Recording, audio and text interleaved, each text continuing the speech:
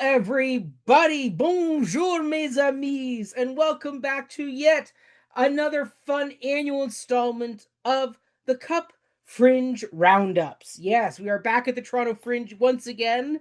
It's Ryan, myself, the co-artistic producers of Cup of Hemlock Theatre here, along with associate artistic producer Jill, who will be on other episodes of the Fringe, because we have 3 parts coming at you this season. Let's hope we keep it to 3. Right now, that looks like the plan, but anything can happen. That is true. I mean, between all 3 of us, we are seeing tons of shows. Jill is in a show this season. So our cup half run full of shows. And this is how we're kicking it off with some really fun conversations about the shows we've seen thus far.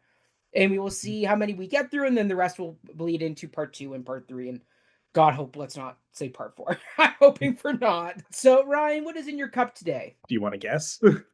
Is it some Yorkshire tea? It is. Hashtag not yet sponsored, but maybe someday. It is One day more. It is very hot in my apartment, so I'm perhaps foolish for having a hot beverage, but couldn't miss up the opportunity to court sponsorship. Well, Ryan, like we do. I mean, they do say, like, if you're hot, do drink a hot beverage because it kind of bounces out your body, I guess. I don't know if there's... Well, there you go. But that's what I was always told as a child. I also do have some water here. After I deplete my mug of tea, I will probably fill that with cold water. So, huzzah. Good. How about you, good sir? What's in your cup? Well, I am drinking... What am I drinking? Some orange and passion fruit, sugar-free Minute Maid juice.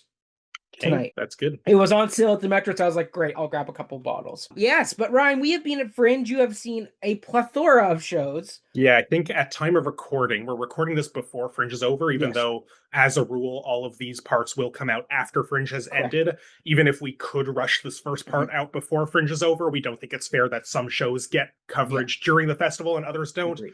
So all 3 parts, possibly 4 parts, will be released soon after Fringe has ended, so that they're all on a level playing field there. But yeah, I think at time of recording today, I saw up to 25 shows, and it's going to be like 30 to 33 exact number pending by the end for me. Do you know what your count is?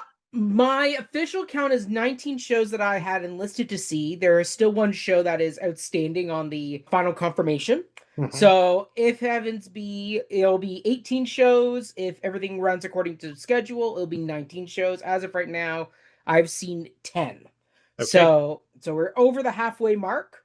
We are in the home stretch. The last chunk is yet to come. We got lots to see on the weekend, as Mac's day job does not allow him to see things during the day, mainly during the weekdays, but we make up for that in the evenings and on the weekends for sure. And there's lots of goodies to see. So, Ryan, what do you say we dive on in and start talking about our first show? Time is of the essence. That is right. And so our first show we were talking about is Whose Lineage Is It Anyway? An improvised Shakespearean history by the Spontaneous Shakespeare Collective from out west, out in Vancouver is where they hail from.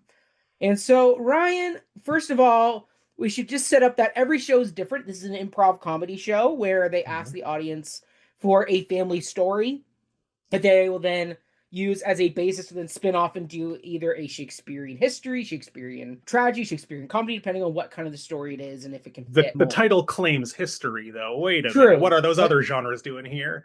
Well, I mean, sometimes I think the stories that are given are, I don't know if they'll fit nicely into a history. Mine fit nicely into a Roman history.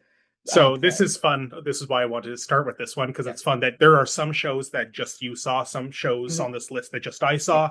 There's a handful of them that both of us saw, some of which we saw on the same day. But this one, notably the variable improv that's different every night, you and I saw on different days. That's right. So we can compare notes about our very different experiences of what this Shakespearean history ? Turned out to be. So why don't we start with yours? So mine came from an older lady in the audience. She grew up on the East Coast. And her family lore story that is infamous in her family is that her father, who was a good-natured man, enjoyed taking in some alcoholic beverages every once in a blue moon, got drunk, and ended up at a greased pig catching competition, much to the unknownness of the rest of the family besides her. And he went into this competition, did not catch the pig, broke his arm, and then on their way home told his daughter to not tell his wife, her mother. And she said, well, what should I tell mom about your broken arm? And his story was, just tell her I broke my arm falling off the porch today. That was the story. And then from there, we then got a Mulan-esque Julius Caesar inspired Roman history play that featured a Caesar named Cowardice who chooses to have a competition to find who will be the new Caesar. We have Brutus II showing up in there as one of the competitors who ultimately takes over and ends up kind of being like a scar figure who runs Rome ragged and then has competitors from other countries, I guess, like England and France and somewhere Eastern Europe. At the same time, there is a soldier who has come back from the wars to farm, and his daughter is wanting to prove herself. And so they head off to the Colosseum because he's like, you know what? You think you're so great with war. Let's go to the Colosseum where you're going to see lots of blood and gore, and hopefully that'll dissuade you. And of course, this competition is the pig catching competition. And the boar slays the farmer's friend, and he ends up in the competition somehow, breaks his arm. They end up going home, and then ultimately she ends up avenging her father, earning the love, and by the end. So it's a very Mulan. The history play worked. It did work. But Ryan, what was yours? Okay, well, it's interesting that you said so. It took place in Rome, which, for Yes. those who know their Shakespeare table of contents, the Roman plays are all labeled under tragedy. Yes. Whereas, even though they're set in the historical past, what makes a Shakespeare history play in the early modern period a history play is that it's set in England, British history, most of which coming from one source in particular, Holinshed's Chronicles. So right off the bat, we have this sort of like play with genre. The one that I saw kind of had like a bit of a King Lear vibe to it, which is also labeled under tragedy despite being from British history, because who can say why the table of contents is sorted out the way it is? That's right. But there was a succession plot line in there that felt very King Lear. The funny thing is, the first person to raise their hand to share a story in my audience said that he, as a little kid, stood up and objected to his aunt and uncle's wedding. And that was like a funny family story. Yeah. And they said, we love that, but we literally just did a wedding story last night. So anyone else got anything? Which I thought was funny. That's good, though. There's another improv show that I've seen that should have maybe done that. Okay. Because, they're kindly decline the suggestion. Yeah, which, yes, I do appreciate that, because it is sort of saying we could do the easy thing by just repeating the funny stuff that we did yesterday, but too similar. We want this to be very spontaneous. So who's got another story? And then so someone said that they were having a surprise party for their grandfather. And somebody tipped him off that there was going to be a surprise party. So he double reverse surprised everybody else by showing up in drag. And like, like, who's this lady here? Haha, it is me. I knew about your party. So that was funny. And then they kept asking the woman who shared this story some more questions, and like, what is your grandfather's name? She said Umberto. And what about your grandmother? Was it her who planned the party? And like, what was her name? Her name was Antonia. It's like, this is an Italian family. Yep. And Umberto was very boisterous and funny guy. Antonia was very stoic and no nonsense. So they were a bit of a mismatched pair. Yeah. So then we get into our inspired by this story, because that's the thing they stress, that it's just inspired by. It's not like a straightforward adaptation. Correct. They did specify that too, that they're not going to recreate the family lore. Yeah, but they're taking enough things from it that you can see how it inspired it. Correct. So first of all, our story is set in Italy. Like so many Shakespeare comedies and tragedies are, not a lot of histories, but that's neither here nor there. But yes, because of the very Italian family names in the story, like, we're in Italy, it's Shakespeare. Lots of it takes place in Italy. And so it was about old King Umberto, who is getting ready to pass on his throne to one of his two sons. There is an evil Grand Vizier who wants the power for himself, so he's whispering in both of the sons' ears that the other is trying to betray the other to get the throne for themselves. And then they're having like a party to choose wives for these two sons. And the king decides that he's going to crash this party dressed as one of the eligible bachelorettes in order to test the moral character of the two sons to see who would be better as king.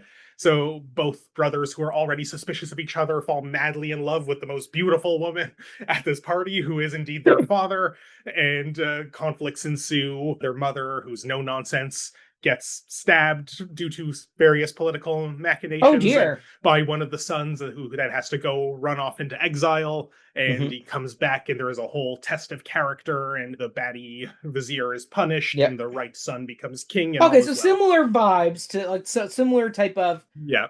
characters that show up. So funny story. I actually ran into one of my old Shakespeare school friends at that same show that I was at. So we were sitting in the audience just chatting and talking about Shakespeare, and we both came away going, "Oh my gosh, like what impressiveness it is to see someone improv Shakespeare well and Yeah. like pull it off with because both of us were counting, you know, the iambic pentameter. Yes, Like, they improv in iambic pentameter, which is yes. crazy impressive. I would love to see the rehearsals and figure out how they do it, just to see how they pull it off. And I mean, like you could tell these are all genuinely like unrehearsed moments because there were so many little flubs. Like mine, because I mentioned that there's all these other people from other countries vying for the Roman Caesar spot, and so you could see that they were like, okay, this is getting way too muddled. So all of a sudden, the guy's like, and I slipped both of these other rulers poison, and they're now gonna die.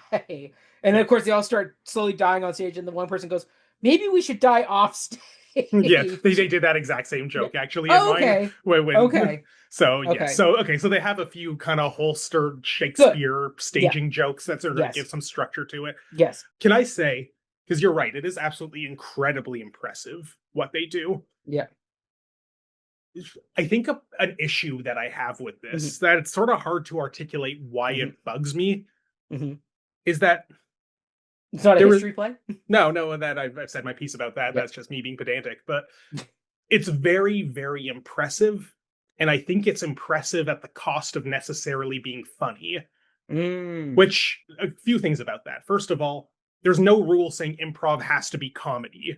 That's right. It's usually comedy. And there's something just like inherently funny about you don't know what you're going to say. You're coming up with it on the spot. Anything can happen. The reason why we tend to associate improv with comedy is just because it's a natural fit that things are going to likely become funny due to what we're making these actors do in this moment to author the performance whole cloth. But there's no rule saying improv has to be funny, and I've seen my fair share of serious improv, but I usually like it less when it's like serious. Most people do. Yeah, because you go to improv with an expectation that it's going to be funny. And while there certainly were funny moments in this show, because of the difficult task they've set for themselves of creating something with a Shakespearean plot structure, speaking in Shakespearean language with actual stressed, unstressed iambic pentameter, clearly more energy is going into doing that and doing that well than it is to necessarily making a funny show.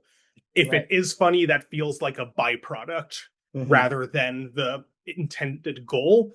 Right. So, like, watching my show, while it certainly didn't feel like Shakespeare proper, like in terms like just like quality of like what a Shakespeare play is like, it felt an awful lot like if you ever read plays by Shakespeare's lesser known contemporaries, I don't know, like Thomas Middleton or Marlowe's a little different. There's a reason why he's the one you can name, but like, or why most people can name Marlowe or Ben Jonson. But like, I'm talking like, like Middleton or Thomas Kidd or Green, I think was one of them. John Lilly, like, but you pulled all them out, like all these people you and most people have never heard of. It felt kind of like the result of this felt like it could have been an actual play by one of those guys. Yeah. Insofar as like, it's impressive and feels early modern, but it doesn't have that oomph that makes Shakespeare so great. The reason why Shakespeare is the one that everybody can name. Right. And because it wasn't laugh out loud funny most of the time, it's like, this is fascinating and impressive, but wasn't always very entertaining to me specifically. Like, I love how amazing they were at this. But I left it kind of thinking like, if you had just actually like published the transcript of this and told me it was a play by John Lilly, I'd kind of believe you. There wasn't like enough funny contemporary vibe to it. And like, it's impressive that they could do that. But to me, something seemed missing as a result. Yeah, it's hard to do what they're doing and they do it so well that something's got to give. It's almost too perfect, but also imperfect at the same time. Yeah. Well, it's because it's too perfect at doing the challenge they set for themselves. Yeah, it lost a lot of, I think, the roughness of what makes improv so amusing, if that makes sense. Yeah. No, it does. It really does. As I said, like, the fact that I could count the iambic pentameter and find that they were on the ball. Like, you could see like how hard they were focusing on getting it all right. Yeah, I mean, like, would I say my play was particularly funny? There were definitely funny elements to it. As mine did too, but as a whole. But they were taking these stories and these family stories seriously, in the sense that they were trying to honor them and doing the best they could with that. So, yeah. To me, I think what this sort of reminds me of is, do you know the Ian Doescher books, like the Star Wars Shakespeare, the Back to the Future Shakespeare, the Taming of the Clueless? Like, yes. So that's like an obviously very Shakespeare specific example, but even things like Pride, Prejudice, and Zombies, or Abraham Lincoln, Vampire Hunter, these things where you see the book cover at chapters, you take it off the shelf and you think, oh, that's funny. And then you flip through it and it's funny that somebody actually did an honest to goodness version of the whole thing. That's the whole joke. Like, wow, they took it seriously and did it. And I feel very similarly about this. Like, that's funny, and it's impressive that you did that for the sake of that joke. But then once you've laughed at that joke, there's not that much of substance to laugh in between. Yeah, I mean, like, I would say mine, I did find moments of humor, but it came from, you could see them working through the show. Yeah. I think because mine was one of the first shows they did here at the Fringe. Okay. They maybe were a bit more finding their footing a bit. And maybe a little jet lagged too. Maybe a little jet lag. There were moments where you could see them all come out on stage to like do a scene, and you could see them kind of figuring out like who's going to do what. You could see a bit more of the rude mechanicalness of their performance that maybe they've now smoothed as they've done more runs here in Toronto. And something else I'll also add on that note is, looking at their website, this is like a huge company with like a lot of people. And if you look at like even the photo, there's a lot. I was going to say, the photos, there's people there that weren't here in Toronto. For the sake of cost-effective touring, they've only brought 5 members of their troupe here to Toronto. Yeah. And the 5 people, like, they all did great job. Brent Hirose, Delaney Gilmore, Evan Brow, Martina Voss, and Zach Wolfman. Stunning performers who are really good at doing this really difficult thing. Yes. But I wish I had more fun with it. And I think that's what's missing. As impressive as it was, I was like, I'm impressed, but so what? I feel bad saying that, but that's sort of where I'm at with it. I will say one of the moments where I was really impressed with how they did it is, I forget which one it was, but one of our 2 female artists ended up playing Delaney Gilmore and Martina Voss. Whichever one had the red hair. That's Martina, I believe. Martina. Okay, perfect. So Martina ended up playing the daughter, and she also ended up playing Brutus II, the evil Roman emperor that takes over. And so ultimately we're getting to the end of the story, and it's one of those things of, okay, she's got to play 2 characters at this point, because ultimately her character is going to have some sort of confrontation with like the evil emperor. And then ultimately the guy I think it was Brent, who was playing her father in the show, he just does the classic thing where, at the end of I think it's As You Like It, where it's this where it's the snake story, where it's like, oh, there was a snake that was going to bite them, and I saved the person, and then all of a sudden, magically, we're now best friends again. He kind of did that thing where it's like, I ran into this evil emperor, and we were best buds from the war, so I gave him a hug and just kind of snapped his neck in the process. So, ergo, that character died off stage. You will never have to see them again. To save face, yeah. Gotcha. But I was like, that's great improv, where it's like they saw a problem coming up on the stage, and they came up with a very Shakespearean, because Shakespeare did that all the time, where it's like, gotta wrap this up, but we're not going to give this moment a scene. We're just going to like have a messenger conversation go, oh my God, this just happened, Yeah. Surprise! The Fool's dead too. Yeah, exactly. Played by the same actor who plays Cordelia, whose corpse is on stage, so we can't also bring in the Fool's corpse. Exactly. Yeah.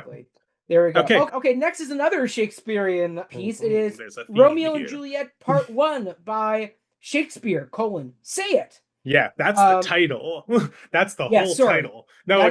Title. So the performer is Dana Schindel. Her company is Schindel Says, but the proper title of the show is Romeo and Juliet, Part 1 dash Shakespeare, Say It, ! Too many subtitles. I kid. But I had a lot of fun with this one. Yeah. This show is so kind and so gentle and so inviting. It is the best kind of audience participation, in my opinion. I assume that this is a whole series she does, the Shakespeare Say It, of which this Romeo and Juliet Part 1 is just one episode for Fringe. But basically, she is inviting the audience to perform Shakespeare with her, to play with her, basically. So she has a projector screen behind her that like text will show up on. And for the whole pre-show segment, she's walking around the audience, introducing herself to everybody as they come in, letting them get settled, and asking, would you like to play Romeo and Juliet with me? She has these cards with like characters' names, and some cards that are like the numbers for if there's a numbered segment of like the prologue, that's the line you're gonna read. It's kind of like, what's that play on Broadway right now with Daniel Radcliffe and Mariska Hargitay? Every Brilliant Thing? Yeah, Every Brilliant Thing by Duncan Macmillan, yeah. It's giving me vibes like where they do kind of get the audience interact and go, okay, if I say this number, you're going to stand up and do this, or you're going to say that. Yeah, very much that type of thing. And she's encouraging and gentle about like, we'd love to have you participate in this, but nobody has to do anything. And she's super understanding if you don't want to. I went with somebody who hates audience participation and almost didn't join me for it because she's like, I cannot deal with audience participation. I talked her into it, like, it seems like the kind of thing where you can say no and it's fine. And it was totally fine. We were in a pretty small audience the day I attended. I hope they got better attendance for other shows. It was a weekday afternoon. There were like only 7 people in the audience. So even though I don't typically love audience participation either, in order to be chivalrous to my date, I decided, yes, I will do it so more characters are covered in the small audience and, there's no pressure for anybody to do it. So I got the nurse. She asked, good girl. First, she asked me if I wanted to be Mercutio. But then she said, like, well, the funny kind of joke that how Mercutio is in this is that his lines are going to speed up very quickly. And I'm like, that might be a little too ambitious for me. But I'm not an actor. What else do you got? And she's like, how about the nurse? I'm like, okay, that's fun. I'll be the nurse. I also got a segment of the prologue. So when a number came up on the screen, I did a part of that. The reason why it's Romeo and Juliet Part 1 is because it's Fringe. We don't have time to do the whole play. In fact, she amended the prologue to not say these 2 hours traffic of our stage, but this 1 hour traffic of our stage.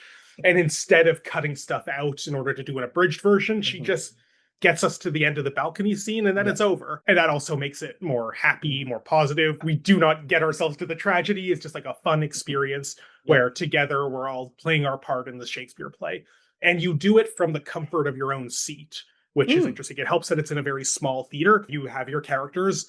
And then when certain names or lines show up on the screen and that's your character, you just say it from your seat. Yeah. And she's playing a lot of different characters too. She is, for the most part, playing Romeo and Juliet as well. But other people sort of partake. And sometimes she'll even say lines herself that are your character. So you only speak when it shows up on the screen. So that's kind of like fun and easy. And she's really extracted portions of the text that are easy in the mouths of non-actors. Well, that's good. So, like, she's not requiring you to do the entire part. If you get Mercutio, that's a little difficult because just of the way he speaks. But it's just so nice. And I kind of feel like what's nice about this show is that while she is a very impressive performer, Dana, and she is good at Shakespearean text and she could do it, and the fact that she's basically doing solo Shakespeare and switching between characters and knows the sequence of how this goes while clicking through her PowerPoint so we get all of our lines. Every so often there's like a misstep in there and she's like, there's like 100 and something cues in this. Some of them occasionally I'm going to get one wrong and like that's fun. It's still part of the invitingness of it. But she's such a skilled performer. But I think her superpower is that like she can make us feel comfortable in this difficult thing. Now, granted, doing this show at Fringe, you probably have a lot of actors in the audience and a lot of people who want to have their moment to shine. But I think while this is not marketed as a kids show in Fringe, certainly, I feel like the best place for a show like this is in schools, high school specifically. A lot of people talk about how Shakespeare is taught as literature when it should be taught as theater. When you read it aloud and say it, you notice things that you might not be able to grasp on the page. So I think this would be like an amazing thing to tour to like school classrooms, school assemblies, and just get the kids saying it. I think at a Fringe audience, there's maybe like a lack of novelty to it. Not because it's not novel to make the audience do it, but we've all done Shakespeare here. Yes. But what's so nice and inviting about this is that like it's just a safe space to try something, to like, you maybe don't fancy yourself an actor, you don't think, but like, we're all here together, we're all having fun, we're all laughing. When I played the nurse, like, you've got a big, boisterous, silly voice, and good. That's the way it should be. Yeah, and she encouraged silliness, no pressure to be silly, but like, this is embrace the fun. Yeah, we're not at the Royal Shakespeare Company, we're not at Stratford, like we're just we're 7 people, 8 with her in an audience, dividing up all these characters and having a good time. And we get to the balcony scene, and there is this sort of like nice community vibe to it, especially seeing it in a very small audience. Part of me wonders how this would work in a bigger audience, even though it's in one of the small studio venues. If it was full, I wonder, would everybody who wants a part get a part? Would she split them up even more? Like, you three people are Mercutio and you'll take turns being this. I don't know. It was a very small audience, so most people were doubling up roles. I thankfully only had the one, but it was a fun one. Another thing that it makes me think about is Little Willie, which is the Ronnie Burkett show that the amazing Canadian puppeteer Ronnie Burkett. If you recall, so several years ago we reviewed Little Dickens, which was his cast of puppets doing A Christmas Carol. This year he brought Little Willie, which was the same idea, but with Romeo and Juliet. And there was even like a part in that where he invited, like in his classic style, he brings people from the audience to be part of it. And there was a whole segment in like Juliet's death where he had somebody be dead Romeo on the stage and had to keep like starting and stopping over. And it was very good. Yeah. But the closing monologue in that show, spoken by Schnitzel, the adorable little fairy, is that like there really is no such thing as a solo show in theater, because the audience is part of it. And that's very literal in a sense, where you like bring people on to play Romeo's dead body or crank a musician box and dance with puppets of sausages. Yeah. But it's just like, it touches on this sort of fundamental truth about the theatrical experience, the community it brings together, the temporary community, and a show like this that not only acknowledges that we, the audience, are part of it, but makes us part of it, I think is something truly special that I would love more people, and especially young people who maybe aren't sure about this whole Shakespeare thing. I think this is a really, really kind, fun way of getting into it. Perfect. Okay, Ryan. So the next up on the list is another fun Shakespeare adjacent, slings and arrows inspired maybe style play. It is At Home with the Bards. This is a play that was written and produced by Eric Peterson, and it's all about a gentleman who is a theater performer who is at the kind of not Shakespeare festival. They never name it. I was hoping they would call it the New Burbage Festival, which is what they say in Slings and Arrows. But alas, poor Yorick, they do not. Yes. No, they call it something else. But he is a performer. I don't think they ever named it, did they? No, not really. No, they just they just say the festival, the theater, their small town. We know where they are. Yes, exactly. Yeah, the fact that he's performing in what's called the studio theater, which I'm like, Stratford does have a studio theater. Yeah, so does Shaw, though. So does Shaw. Yeah. Seems like everybody's got to have a studio theater. Anyway, but he is performing a new version of Don Quixote called The Dawn, and it is not selling particularly well. And he is an older actor, and his agent, who has represented for many years, has come to him and said basically he wants to drop this actor from his roster. And basically they make a deal of, if he can sell out all his remaining shows, they will remain in partnership. But he cannot say that he is an artist in the show. He has to get them there without saying that somehow. But here's my question, first of all. Yes. Why that stipulation? Just to make it an interesting gentleman's bet? Like, isn't selling out hard enough? I think it is like kind of like, I remember listening to an interview with Jerry Seinfeld where he just kind of said, yeah, so like some of our supporting characters are just assholes. Like, the garbage guy who won't take the muffin. So I was like, does he have a reason why he has to be that way?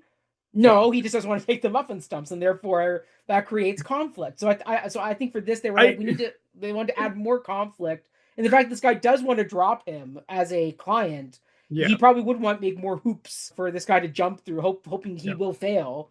So this actor who is played by, we should say, Mark Turenne. The character's name is Frederick. The agent is named Felix, played by Sean Fisher. So Frederick ends up at this bed and breakfast, the Bards. And so we get to meet all the tenants of this bed and breakfast. We have Abby, who is coming up from the States, who is trying desperately to deport herself from the US by finding either a work visa sponsorship or a passport marriage type thing. You have like the couple who is Lester and Lisa, played by Bonnie Gray and Ted Powers. You also have the wonderful gay couple who is Jasper, played by Eric Benson, and it's Alex Stamp as Jeff. Alex Stamp as Jeff, with some very impressive beard that he rocks in the show. So even though he's not in the closet, not in the closet, and then the people who run the Bards, the titular Bards, are Brian Russell as Robin and Lisa Weintraub as Rhea. That is correct. And so basically, it's kind of this classic miscommunication of airs and just character interactions. Like at one point, Frederick ends up tricking the gay couple into going to see the Dawn to sell out the show by saying that there is a producer there who will happily listen to their pitch on some very questionable knockoff Man of La Mancha songs.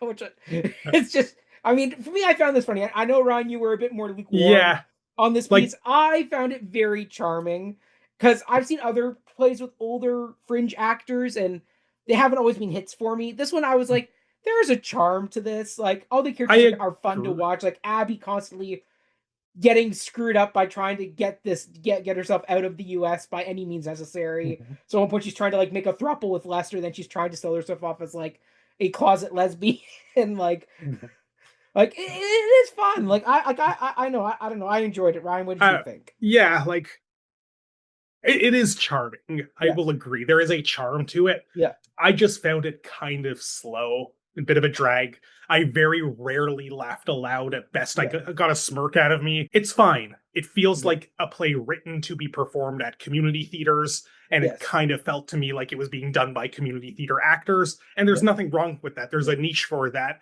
But just at the Fringe, I didn't feel like it had this sort of zippiness to it that a good farce like this, and it is, I think, trying to be a farce, really had. Again, didn't find too much of the comedy that funny, that piercing. Funny thing, this is super random. So the writer and producer of it is named Eric Peterson. So I thought for sure, oh my God, wow, it's a new play by the great Canadian stage and TV actor Eric Peterson of Billy Bishop Goes to War fame and Corner Gas. And so I'm like, and like he's been doing a lot of more theater in Toronto lately now that he's not on TV as much. So I'm like, wow, Eric Peterson wrote a play, until I noticed that that's Peterson with an O and this is Peterson with an E. So no, it's just some other guy. I met him. He's very nice. He wrote this show. He produced it himself. There is a lot of things in it that feel like they should be funnier than they are, but to me kind of just fell flat. And it didn't really have what I would call a farce structure to it, even though it feels like it thinks it does or is trying to. I feel like it needs to actually be like if they had like another 20 minutes, because I felt the ending was a bit rushed. Very abrupt ending, yes. Yeah, exactly. When like to kind of figure out where the bet's at, and then ultimately there, you know, he thinks he's got a loophole to get himself out of this. He doesn't. So it does end very abruptly. So I think there's like maybe an extra 20 minutes to really kind of flesh it out a bit more and give everybody a bit more breathing space, like develop the actual innkeepers a bit more, because they kind of become they're non-characters, sort of. They're just there. Yeah. Like they have the mafia storyline, which goes nowhere. Exactly, where like they think Frederick it's like a mob person who's like trying to do ship drugs with Abby. Yeah, like again, it felt like there was a lot of comic potential there, but then it's just like, oh, it turns out he's not. He's this actor. Oh, well, we were confused. Like, there's a lot of things that promise humor that never quite gets delivered. I also just feel like the stakes are very low. Like, the worst thing that could happen to Frederick is, oh no, he loses his agent, but he's an old, accomplished actor who can probably manage just fine. He has a show in the festival. He'll be okay. He's fine. So if he loses his agent who doesn't like him anyway and probably isn't doing great things for him, like, you know, I see someone like Frederick, he could be like a David Collins who just like lives at the festival and will always have a part for him. So the stakes of that are very low. The arbitrary conflict of you have to convince people to see the show, but they can't know it's you. He abandons that so quickly that it didn't even feel like that was an obstacle. Well, he doesn't abandon it. He gets outed by Jasper the next morning, who's angry. He, the playwright, abandons it pretty quickly. Like and the fact that he sold out the run. Well, you kind of have to, though, because if this couple goes to the show, they see this guy performing, which is why it was a dumb stipulation to begin with. And that's the thing, like in a small town like that, you meet an actor and it's like, oh, cool, I just met one of the actors. Yeah, I'll go see his show. It sounds interesting. Like, it's not, it's just the few things that feel like stakes barely even pay off. I will say that Abby was my favorite character. And I think Jane E. Smythe, apologies. She did a really good job, and she had just like a funny, I felt like she was the one who got the comedy, sort of the best of it. She had great energy about her. And like her character has stakes because she does not want to live in the States. That's right. But it never really felt like there was urgency to that because, like... Well, I mean, like, that's like an element of the show, like, because ultimately she ends up kind of trying to woo Frederick. And I was like, I As want a to see last them like resort. as a last resort, but like I want to see that dynamic and see them like interacting like that, Yeah. and seeing her trying to woo him, because I think that's Well, really funny.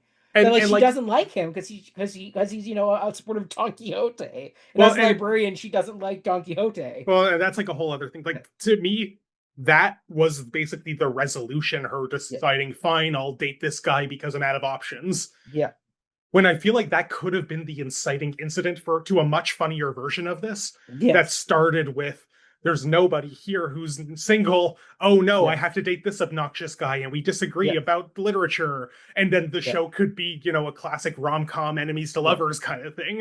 Like, True. there's a better version of it in my head that I did not Yeah, see on this stage. And I think that just, yeah, I wanted to yeah. love this one, but it kind of just didn't really do it for me. Fair. Was it my favorite that I've seen so far at the Fringe Festival? No, I would definitely put it as a solid middle pack. Like it's like Ant-Man in Marvel. Sure. I mean, like, are his movies the top tier Marvel movies? No, they're always solid, just outside the top 10, middle of the pack films that It's people like go, oh Henry the yeah, it's nice. Sixth of the Shakespeare plays. Yes, Henry the yes, Sixth Part Two, yeah, nobody's favorite. yeah. But Oh, yeah, that one. so yeah. Anyway, anything else you want to say about Yeah. it, or should we move No, on? I'm good. I'm good. Let's get to one that you were really singing the praise of that I wish I'd had a chance to see, but it's selling out at the festival as of our recording, and Yeah, it is God Save the Sodomites yeah. for Chance Productions and Old Souls Collective. Ryan, give us the rundown on this piece. Okay, I love this one. This might be, at least so far. There's still a few days left in Fringe at time of recording, but so far, this is certainly one of my favorite things I've seen at Fringe. Maybe even the favorite, or tied for Whoa. favorite with another one we will talk about at the very end of this episode, because they're just too different to compare. But this, I think, Yeah. is the most fun I have had at a Fringe show this year. God Save the Sodomites is by the same team that did last year's The Ensemble, that both you and I saw and You we and were I saw very that one, yeah. enthusiastic about. Yeah, and it's okay. I'm gonna walk us through the experience of seeing this show. Spoilers here. I hope they do bring this back at some point, but honestly, like, this is a difficult show to spoil the experience of it. Like, it'll be different every night and fun every time. You walk into the theater, and on your chair there is a piece of paper and a pencil, and the paper has 3 questions on it that you need to answer before the show starts. Everybody in the audience needs to answer it. What is the goodest thing you've ever done? Mm. What is the baddest thing you've ever done? And how far would you go to return a glove to someone? Ooh. Okay, so while you're waiting for the show to start, you're sort of thinking about it. You have to soul search. What is the best thing I've ever done? What is the worst thing I've ever done? The glove one is kind of easy and frivolous, but yeah, you search your highest and your worst, your lowest moral polarities in order to fill this questionnaire. They do not start the show until everybody has submitted theirs. So you actually had to participate and do this yourself. Everybody fills it out, but that is the extent to which anybody is required to participate. And so it's not audience participation that scares a lot of people, myself included, of having to like get up and talk on stage. You have done your written questionnaire at the outset, and that's it. And there's another very light, gentle, voluntary audience participation later, and we'll get to that in a second. This is the story of Sodom and Gomorrah from Genesis in the Old Testament. So thus the title, God Save the Sodomites. Oddly, this story isn't as queer as that provocative title might sound. We are following 2 angels who were sent by God to destroy the cities of Sodom and Gomorrah. Now, we know, for those who are familiar with this story, that this is a wicked place where everyone is evil, but Abraham, God's favorite chosen prophet, his nephew Lot lives in this town. So Abraham has been fighting with God about how surely not everyone's bad. If we can find a certain number of good people, and they've negotiated that we need to find 5 good people. And if we can find 5 good people in the entire towns of Sodom and Gomorrah, they always forget about Gomorrah. It's a funny recurring joke that it's always an afterthought. But if we can find 5 good people, 5 righteous souls, then the cities can be saved. Either way, Lot and his sexy wife and their 2 virgin daughters will get saved, because that's important. That's the deal that God made with Abraham. But the whole rest of the town will get destroyed. So the angels show up at Lot's house in order to tell him what's happening, and that, don't worry, we're going to try to save the town by finding 5 good people. And Lot is kind of an asshole. The one supposedly good person in this town who justifies at least trying to save it. No, he's a real dick. Love that. He is quite literally a nepo baby. He says the line, "Don't you know who my uncle is?" As in Abraham, his uncle, and that's the only reason why God is choosing to save him and his family. But yeah, Lot is terrible. We don't like Lot. An angry mob, as happens in the story, shows up because they hear that there's these two hot angels who showed up at Lot's house. We must know them carnally. Yeah. This is all, that part's from the Bible. So while Lot is trying to convince the mob to not sexually violate the two angels by having them sexually violate his two virgin daughters instead. That again, this is in the Bible. this is the Bible's got some raunchy stuff in it. People just kind of overlook. This is the one righteous man in this town, according to the Bible. So while he's trying to talk the mob into not violating the angels by any means necessary, the angels decide, okay, we need to figure out if we can save this town by finding 5 righteous souls. Good thing they have St. Peter's book, which doesn't exist yet because St. Peter won't be born for like hundreds and hundreds of years after this. But he exists outside of time. It's very weird and fun. They have his book where he's keeping track of everybody's good deeds and bad deeds so they can be judged when they approach the pearly gates. The book... So kind of like the good place point system. It's a very much like the good place point system. So they have the book, which I guess an ASM backstage stashed all of our answers into. So we, the audience, are the Sodomites who are being judged. So what they do are 2 main angel characters. They pull 2 papers out of this book and they read the person's goodest deed and their worst deed. In order to just like understand the whole person through the extremities of how good or bad they've been. Right. So they're like, okay, this person helped an old lady cross the street. And they cheated on their partner with their partner's best friend. Ooh. Okay. And then they read another one. Okay, this person adopted a cat that was going to be euthanized. Aww. And they also cheated on their partner. Whatever. There was a lot of infidelity in the bad things people have done. So basically they take these 2 people and they're like, okay, vote. So we, the audience, it's us and our sins being judged and our good deeds, but we're also the people who are voting democratically for who's better than who. So they have this chart that's like heaven at the top, hell on the bottom, and a purgatorial line in the middle. So once we place our votes, a majority rule decides who goes higher up in this vertically moral plane. I love it.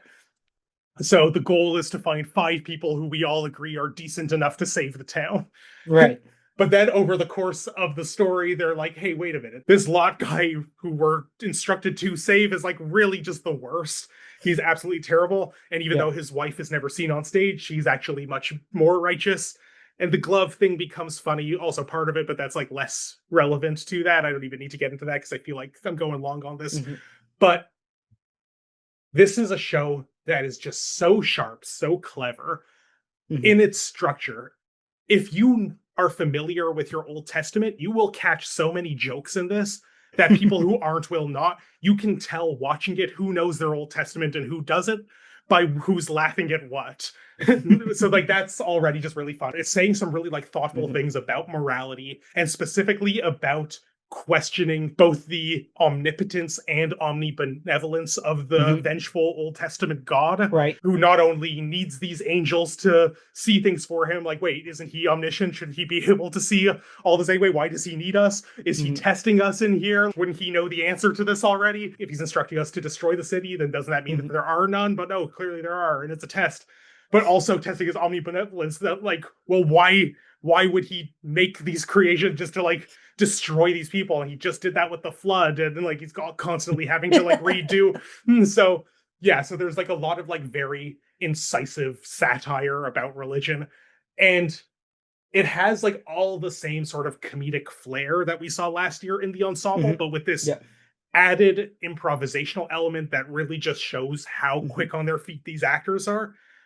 And just the audience participation where we feel ourselves being judged. And while my paper never got picked because it was a full I was house gonna say, audience, Ryan, did you get picked? Did you I get didn't. voted on? I didn't know. But what did I say on mine? I said, I said for my best deed, I was sort of copying my own answer in the hypothetical earlier because I adopted a rabbit who was going to be euthanized back a long time ago. So he's sadly since passed away, but he had a good long life in our household. Good. So good deed. My worst deed is I'm a critic. Is what I put on there, and I would chase someone for 2 blocks to try to return their glove to them. That's what I put on mine. But alas, I did not get picked. But there is a funny thing with a glove, and at the very end of the show, they have a shtick with a glove that actually invites somebody from the audience to prove their own morality by seeing if they will return a glove to the person who lost it after the show has ended. And the glove is this sort of wonderful little microcosm for how good people are. And it ties into Lot's wife, which is very interesting. And I could just go on and on. The show is so funny, so well done. And that improv audience participation element elevated it beyond what was already so great about the ensemble that I also really loved. So I love these artists. I want to keep seeing everything they do. I hope they come back Fringe after Fringe. I hope they get on larger stages beyond the Fringe. If you ever get a chance to see this, go see it. It's so fun. Awesome. Well, next up is mine on the list. It is what I actually just saw tonight, literally not that long ago. It is Showstopper, presented by Aristotle Zhang. This is a piece that I am mixed on.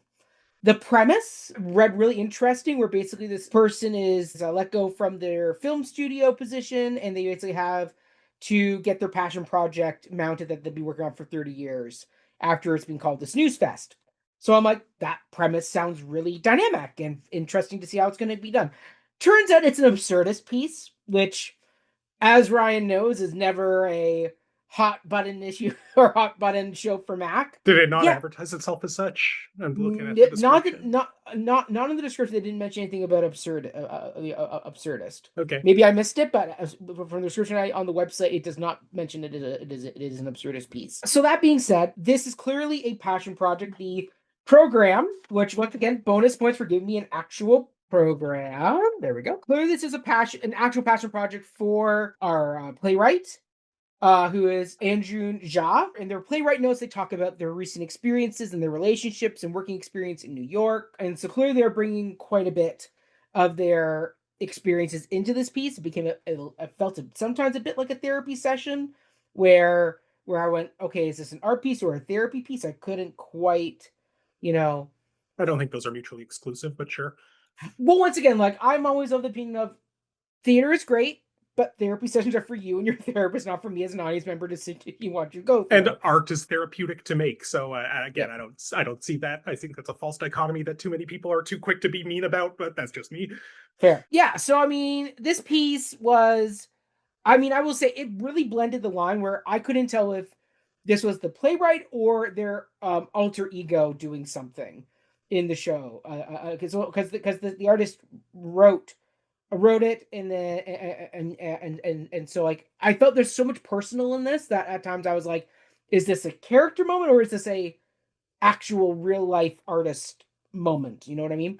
From that point of view, it was a very raw show. Like, there wasn't a ton of production in the sense of, like, there was some video work, there was a few costume changes that took place on stage, but it was a lot of just sitting and talking. And sometimes it was interesting. Sometimes I found myself drifting, or the piece drifting a bit. At one point, we're talking to Stephen Colbert on a talk show type thing where I was like, interesting. They got Stephen Colbert for this show. Well, self-talking to Stephen Colbert to an empty chair. Yes. Like Clint Eastwood and Obama. Yes, thank you. I know that reference. Well done. Sure. And so, yeah, it was one of those things where I came away going, huh. I'll give any artist full kudos for doing a solo show, because that is so hard to pull off. And at the end, they did talk about how even in a solo show, the audience is part of this experience and you're feeding and growing off each other. To get up there by yourself, basically, and emote about how you're feeling about this passion project that clearly is somewhat of them and somewhat of a theater creation for this piece. Yeah, once again, the lines were very blurred, but, like, it was a very dynamic show where we're definitely I didn't know what was going to happen next. Once again, theater of the absurd is never my particular joie de vivre, as one might say. Yeah, like I'll just say that where this wasn't my personal cup of tea for a show, but I applaud them for doing it and getting out there and holding the show for an hour on stage by themselves, basically, with a few voiceovers that they're talking to here and there. But like, it's a hard gig. Like, it's not an easy thing to do when it's just you alone. And so I give this team full kudos, full credit for everything they've gone through leading up to this piece getting put on at the Fringe, and then doing this show itself. I do give them full kudos and credit for getting out there and getting their work up there. I mean, that is not an easy feat, and so for them, I give them a full round of applause for that. But yeah, Nice. Theater of the Absurd, as we all know, is not Max. Well, they don't know that, but I they guess don't know, but they do now. I guess the lesson is that should be more clearly advertised in the show's marketing, so it finds the audience who's into that. I like Theater of the Absurd, and perhaps I would have enjoyed it more than you, but alas, they didn't market it as such, and it did not make my own list. So I mean, So overall, I give full kudos to this team for getting this show up and performing it, because it is not easy to do a solo show, and they did it well. For an absurd theater piece. Not for cup of tea. Yes, cheers. Exactly. Cheers. And on to the next piece, which, Ryan, is one that you saw. It is Assembly Suggested. Yes, with the umlaut over the U. Yes, Suggested by Rim Wadwa. Rim? There we go. Okay, that's the playwright director's name. I didn't realize how appropriate this curation was, because this is also an absurdist play that wasn't necessarily marketed as such, but I'm glad I saw this because I liked it a lot. Yeah, this is actually one of my top picks of the Fringe, if I'm being honest. At least so far at time of recording. Actually, since seeing it, I've been trying to sit down and write a review of it for next that will be published before this episode goes live, because I'm editing the entire Next Fleet. Every time I have a break between shows, there's new reviews waiting for me from other people to edit, and I'd rather get them their feedback than write my own reviews. So unfortunately, some of these reviews probably won't get finished, despite the fact that I've started them. But because it's not finished, I will be thinking in draft of maybe there'll be some overlap of some things that get said in that review in this one. So this is a 37-minute play about building IKEA furniture. I love that. And I loved that. We follow a protagonist named Jewel, played by Brianna Newman. And she is trying to build a chair with this incredibly girthy instruction manual.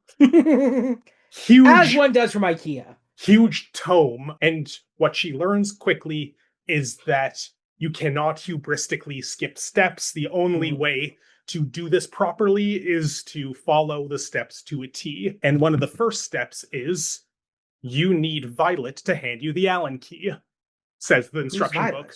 That's what she asks. Who's Violet? And then someone else shows up and says, I'm Violet. Here you go. Ask me for the Allen key. So now we have a second character on stage. Ruby Jacqueline is the actor who plays Violet. So Jewel and Violet are building this chair together now. Who's Violet? We don't know. It's kind of like Janet from Good Place, where Janet just shows up with an item. Interesting you say that, because no, there's another character who's perhaps more Janet from the Good Place like, and that is the narrator, the elusive narrator who's been on stage narrating this. And Into the Woods. I suppose, yes. An interesting connection there, but we'll come back to that. Okay. So Emma Scoble plays this narrator who is poetically narrating what happens here as Jewel tries to build this chair with her now new friend who showed up, conjured by the instructions, Violet. So Jewel and Violet are building this chair, following all these crazy steps, and some of the steps seem like they have nothing to do with the chair. There's like talk about your fears, share things, but we've seen what happens when you try to not follow the rules, so you have to do it. So over the course of this process, Jewel seems to be developing an infatuation with Violet. Ooh. And there is a blossoming closeness, but it is unclear if Violet is reciprocating these feelings. But they're very clearly very good friends, because the process of following these steps and building this chair is bringing them closer together. While this show is about building something, if I do publish that review, this is going to be the lead. It is very much a show about deconstruction. And I think that's really interesting. And we see this very early on in a scene where Jewel receives a text from her boyfriend, who was never seen on stage. And he says something to the effect, I don't have the exact phrasing in front of me, but it's like, you know, there are no good movies anymore these days. Mm. And so Jules like looking at this text and says, like, what does that even mean? Like, what the Yeah. hell is he talking about? Has Yeah. he surveyed all movies? Does he see all movies? What does he mean by these days? What's the cutoff point when movies were good versus Yeah. now? So like, and so there's just like this, like I would say like 5 minutes of dialogue of just Jewel and Violet going back and forth, deconstructing almost every word on a molecular level of this dumb, thoughtless, obnoxious comment that this guy made. Because this is a show about the parts and the whole, the things that need to come together to create things, and how a whole is really just a sum of its parts. Yeah. And the relationship that blossoms between Violet and Jewel is very much like that, share in that way. And there is this outside voice that is looking at it through this sort of deconstructive lens and trying to understand it and see if it's all coming together. I wonder if it's worth spoiling the ending, because it is a pretty good twist ending here that I don't know, because I do really feel like this show will get legs and should be produced elsewhere. But it's also So maybe well, it's also super short, this show, and I don't think okay. they should add anything to it. Yeah. So I wonder if, like, could this ever get legs anywhere but a Fringe festival? I think, okay, we find out, I'm spoiling it now. We Okay. find out that the narrator is Jewel. And there, as in the person who's telling us this story is the character in it, but she has extracted herself from it, and she is trying Okay. to tell us the story of how she basically fell in love with her best friend while they were building IKEA furniture together. Aww.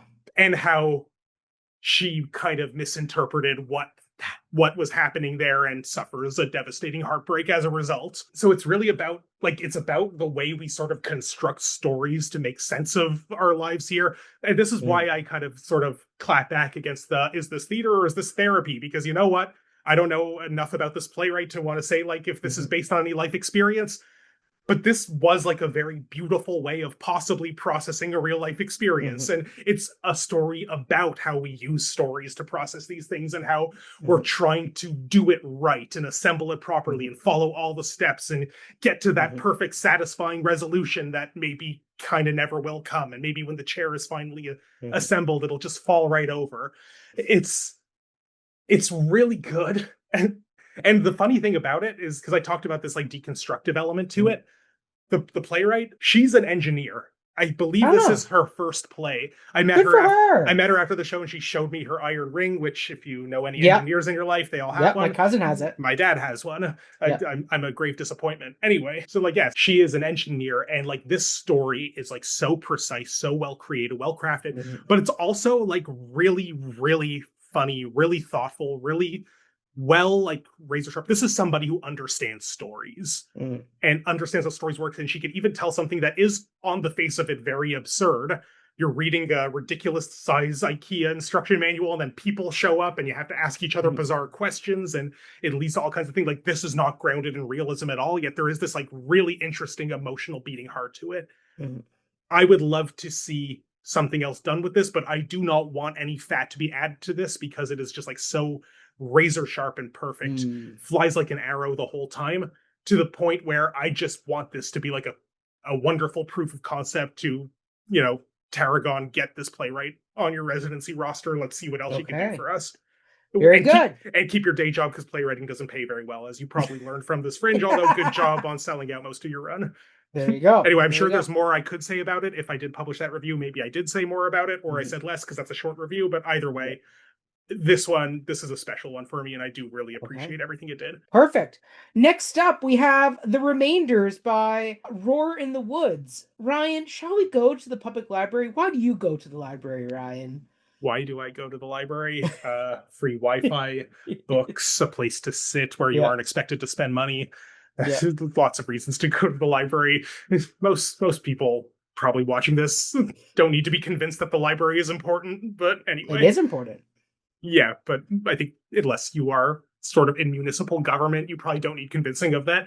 Anyway, The Remainders. Fun fact, this play stars somebody who we could have talked about but didn't name in a previous segment, because Jamie Johnson, who directed At Home with the Bards, plays one of the least verbal characters in I this was about to show. say, he's almost like a secret cameo character. Well, he's there the whole time. But anyway, do you want to start us off with what the story's about? Yeah, I mean, it's kind of just set in the wing of a library where different people are all interacting. You have a librarian whose whole family is librarians, and she's on her last day of her like probationary period, and she's like under scrutiny for that. You She's have played by Aurora McClellan, who we've interviewed here on the Cup. Jill has interviewed her in the past. and then we also have let's see, who else do we have? We have the young man who's there, who's into manga, who kind of gets to go back and forth with our librarian. We also have, I don't have all the character names. We have a whole cast of zany characters all Correct. in this We have library one lady together. who's trying to get her self-published book in the library. So she's there, and she has a daughter that we get to meet later on in the show. We have one gentleman from, is it Uganda? Yeah. He's just sort of like seen as the immigrant. That Yes. It's funny, in a review that I edited for Next by one of my very talented colleagues, it was pointed out that he's such a kind of walking stereotype of immigrant wisdom that it was sort of shocking that they did eventually say what country he's from, which I laughed when I read that. I thought that was, anyway, well done. Yeah, so I mean, we get all these people all interacting, but basically the catalyst is this one patron is bringing her self-published book into the library, trying to get somebody to read it and check it out. And so that creates a whole bunch of mayhem and hijinks in this wing of the library where the librarian's trying to remove that book, and it's a whole existential argument of, well, who gets to decide what ends up in a library? And then you also have the bigger thing about writing your stories down and kind of what's worth capturing, what isn't, and then the whole thing of, is your story factual? Is this...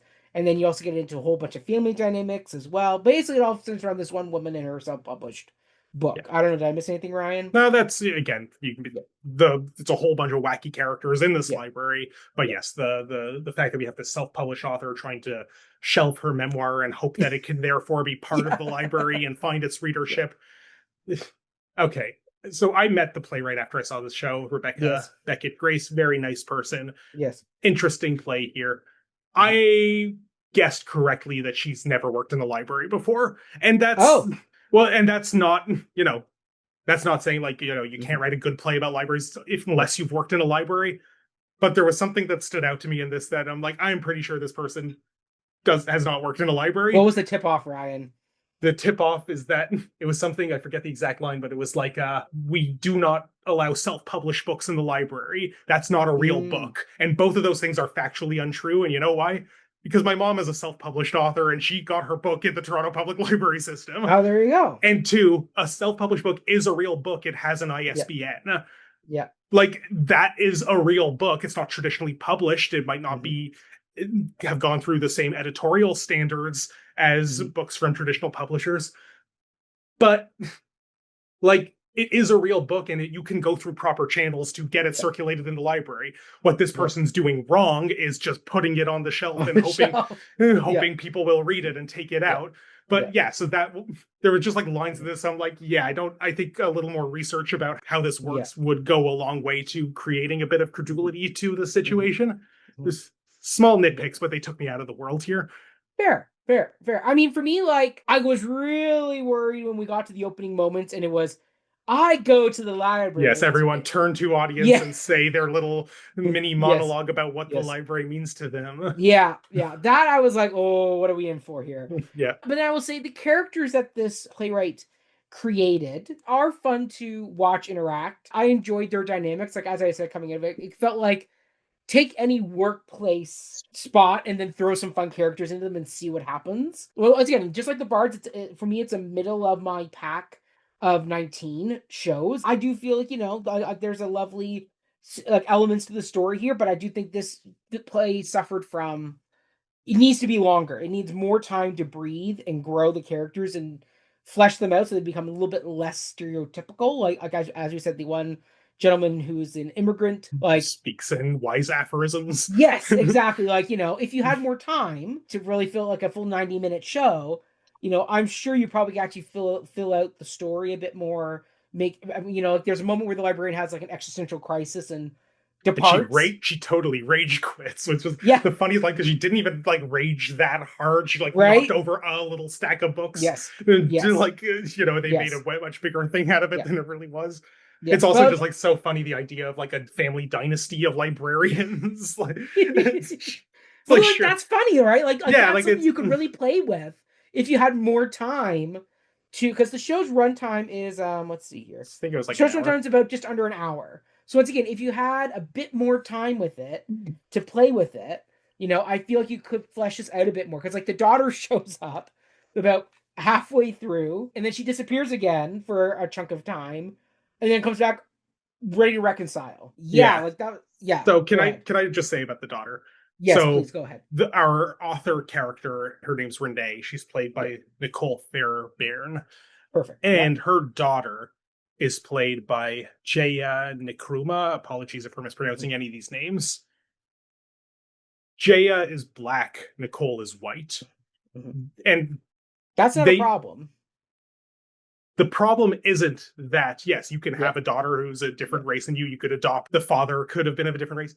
But I'm like 99% sure that that race is not acknowledged in the script at all. Yes. And they made no effort to tweak things to better accommodate it, because the part that just kind of made me aghast is that the daughter character says to her, like, scolds her mom for, like, you never would tell me who my father was. You kept making things up, like Dr. Seuss, Trudeau, Mick Jagger, and then Larry the Cable Guy. Larry the freaking Cable Guy.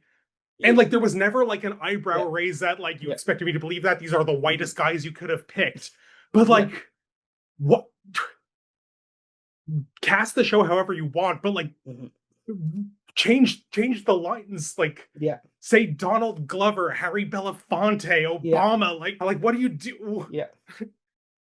Like, and this is something that I've been griping about a lot lately, like in my column and elsewhere, and just a lot of conversations. There was actually a really very interesting think piece, I'll put that up on the screen here, about the way that Medusa, currently in the Soul Pepper season, sort of poorly handled colorblind casting. I've written things about this topic. I have thoughts about the Othello production that's currently at Stratford that I have questions about. I think there's just like this very weird idea of colorblindness in a lot of Canadian theater right now, that's just like anyone can play anyone, without acknowledging the fact that when you say that, you're basically saying this is a white character that we will let a person of color play. It's still treating whiteness as this default state. Because if you actually write in things that would be more authentically racialized, that character can no longer be played by anybody, but whiteness is seen as the absence of race, contrary to the distinct race that it is. And things like this just bug me, and it just seems like a real lack of care in the writing, in the casting, in the directing, that, again, cast the best actor for the role is fine, but be willing to adjust accordingly. And it would be one thing if they made like a funny thing about, do you expect me to believe these white guys are my father? But there was none of that in there, like, which makes me think that, like, it's taken with sincerity. Which I feel bad for the performer in this case, that you're in this room with your quite dark skin having to play a white person, and nobody, probably not the writer or the director or any of your castmates, seem to be acknowledging that. And that just feels really icky to me. I don't know. I don't like it. I've seen a lot of like bad things like this, and this one kind of just straw that breaks the camel's back a little bit. Especially when the one character who is textually a person of color is a bit of a walking stereotype too. It just feels like there is a lack of care in how this is being handled. And it goes beyond race too. Like the character of the boy who reads the manga, he's played by Samuel Barnes. He has so many lines where he like talks about like, I'm a kid. He refers to people older than him as adults. So he's clearly supposed to be like a child, teenager, preteen, unclear how old. Like a high schooler. But like, to call people adults, like he has to not see himself as an adult. this guy has a beard. Like the guy they cast to play You this didn't have all that in child. high school, Ryan? Some people have like a little bit of peach fuzz in high school. Some people have Yeah. larger facial hair, Yeah. but like this guy does not look like a child. So it's just so alienating when he's like, adults just don't understand. Like again, it's just It's kind of like Steve Buscemi showing up with the yes, the hello, fellow skateboard. teens and 30 Rock. Yeah. Yeah. How do you do, fellow teens? But again, it's just Yeah. like there is a mismatch in the Yeah. casting with the roles. Yes. And it's fine if these are the actors you want to cast, but then rewrite things accordingly. This Yeah. is supposed to be like our POV character who, like, in the end, Mhm. he's writing his own story. Ooh, who is seeing this story through the eyes of an adult man pretending to be a child? I don't know. A lot of this, again, this is another one that I really wanted to like. I thought the premise sounded fun. Yeah. It had its moments, but as a whole, I'm just like, I don't know. Fair. Speaking of ones that maybe didn't quite hit the mark for you, Ryan, let's get into your next one, which is Stupid Cupid by Souls Print Productions. Yeah, I'm sorry. This one really didn't do it for me. Oh, And boy. it's another one with like a juicy premise that sounded interesting. That's why Yeah. I wanted to see it. Yeah. But where to even begin with this one? So, okay, let's start with the cool sounding premise. This is set in a contemporary office setting Mhm. that is also Mount Olympus. Love it. And our main character named Iris works for Cupid. Cupid is her boss. Is Cupid a Greek mythological So character? Cupid is the Roman name for Eros. So yeah. Okay. But yes, it's not just a Valentine's Day mascot. He's the Gotcha. child of Aphrodite, and trust me, the fact that he's a nepo baby also becomes part of Yeah. it. Okay. So Cupid is this obnoxious white guy dude bro, and Iris, his secretary, is the beleaguered employee who's been working for him for hundreds of years and has to do all of his bidding and buy drugs for him because, like, okay, because he's also a coke fiend, it seems. And he's just like an arrogant prick who like hits on every woman who enters his field of vision. And so Iris is sick of it. She's not happy, but you know, she's good at her job. She's a real professional, but there's a promotion coming up that she thinks she's a shoo-in for because nobody's a harder worker than her. Nobody's been there longer than her. Finally, she's going to get what's hers and she won't have to keep up, you know, this miserable existence. But Cupid is sleeping with this other woman at the office who gets the promotion instead of Iris because gosh darn, because she's willing to put out in a way that Iris isn't. So I'm just gonna spoil this one because I didn't think it was great. But so Iris snaps. All of everything I'm about to say here is like the last 5 minutes of the show. It takes a long time to get here. Okay. And just like it's a slow burn. It's a slow burn. But then escalates very quickly. Okay. So Iris snaps and starts by bludgeoning Cupid's mistress, who gets the job instead of her, in the head. Damn. And kills her. Oh shit. And then Cupid walks in like, oh my god, what happened? And then she like gets into a scrap with him, and it looks like she's about to kill him too, but then he gets the upper hand and he stabs her with one of his arrows. Oh! And she dies. Our main character is dead. And then Cupid stands up and does a villain monologue about how you thought you could change the natural order of things. I'm the 1%, you're the nobody, whatever. It's not that on the nose, but it's pretty on the nose. And then he just like walks away victorious. And then this other character we had, Penelope, her name was, she's the other black woman in the office, and who's sort of like, I guess, kind of exists as this like audience surrogate. Oh, I'm just trying to keep my head down, and I don't know, like, I agree with Iris's frustration, but I think she's maybe taking things too far. So Penelope just like walks in, looks at the two dead bodies on the ground, and just lets out a guttural scream. Blackout, the play is over. Damn! What an ending. Like, there's also this like chorus of these two like spiritual guide black women who constantly show up to scold Iris and Penelope when it seems like they're taking too much shit. That's like, you know, you're letting these obnoxious white people walk all over you. And then when Iris first kills Althea is the mistress character. I don't think I named her before. When Iris kills her, these two women show up and seem to be like congratulating her, like, good job, you did a good job, that lady deserved to die, and that lady is bad and racist and Oh, is this like, but it's just like a haha, you did it, you finally stood up to the white man basically by killing your okay. female coworker who is obviously, you know, willing to use her sexuality to her advantage, but is clearly just as, maybe not just as, but like similarly marginalized, that she even has to put herself in that position, that she has to sleep with her boss to get a promotion. Like it's just weird. And like, I don't know, like, is it saying that, like, is it a System's caution? rigged. Well, Can't win. it's obviously saying that, and it's true, but like, is it saying that, like, good job, you killed this lady?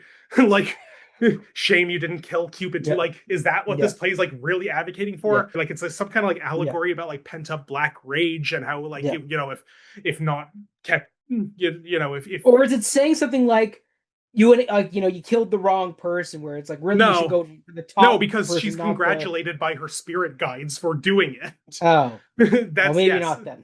No, and like, the play has no sympathy for Yeah. Althea, and Althea is written to be a cardboard cutout bad person, but I feel like a more nuanced version of this critique would understand that she's also a victim in the system. Right. So like, it's really weird. And then like, Cupid gets to like not only kill our protagonist before she We can get away turn, with it. yeah, he gets away with it. And like, yes, I guess that's a commentary on how these powerful white men can do Yeah. whatever they want, and there is no real reckoning coming for them. Yeah.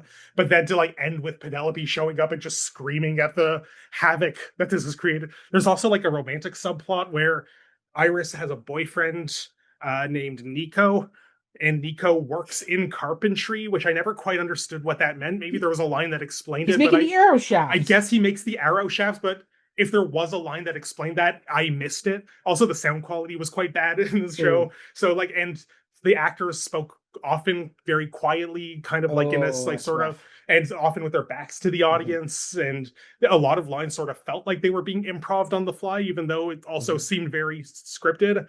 And there was like no music during the scene transitions, and there were a lot of scene transitions where they're moving furniture and changing costumes for no reason. So there was just like no, like, a lot of dead air, bad energy. It's not keeping up the pace, so that we sort of like build toward this inevitable violent conclusion. Like, it's just sort of like, what's going on here? So anyway, the boyfriend works in carpentry, so I guess he makes arrows. Maybe if it was explained, I didn't catch it. He like breaks up with Iris for, because like, you spend so much time working, you're consumed by your job, and like, that never really, like, I guess that's one of the things that like leads to Iris's snapping, is that like, she lost her relationship because she was trying to work so hard to get this promotion.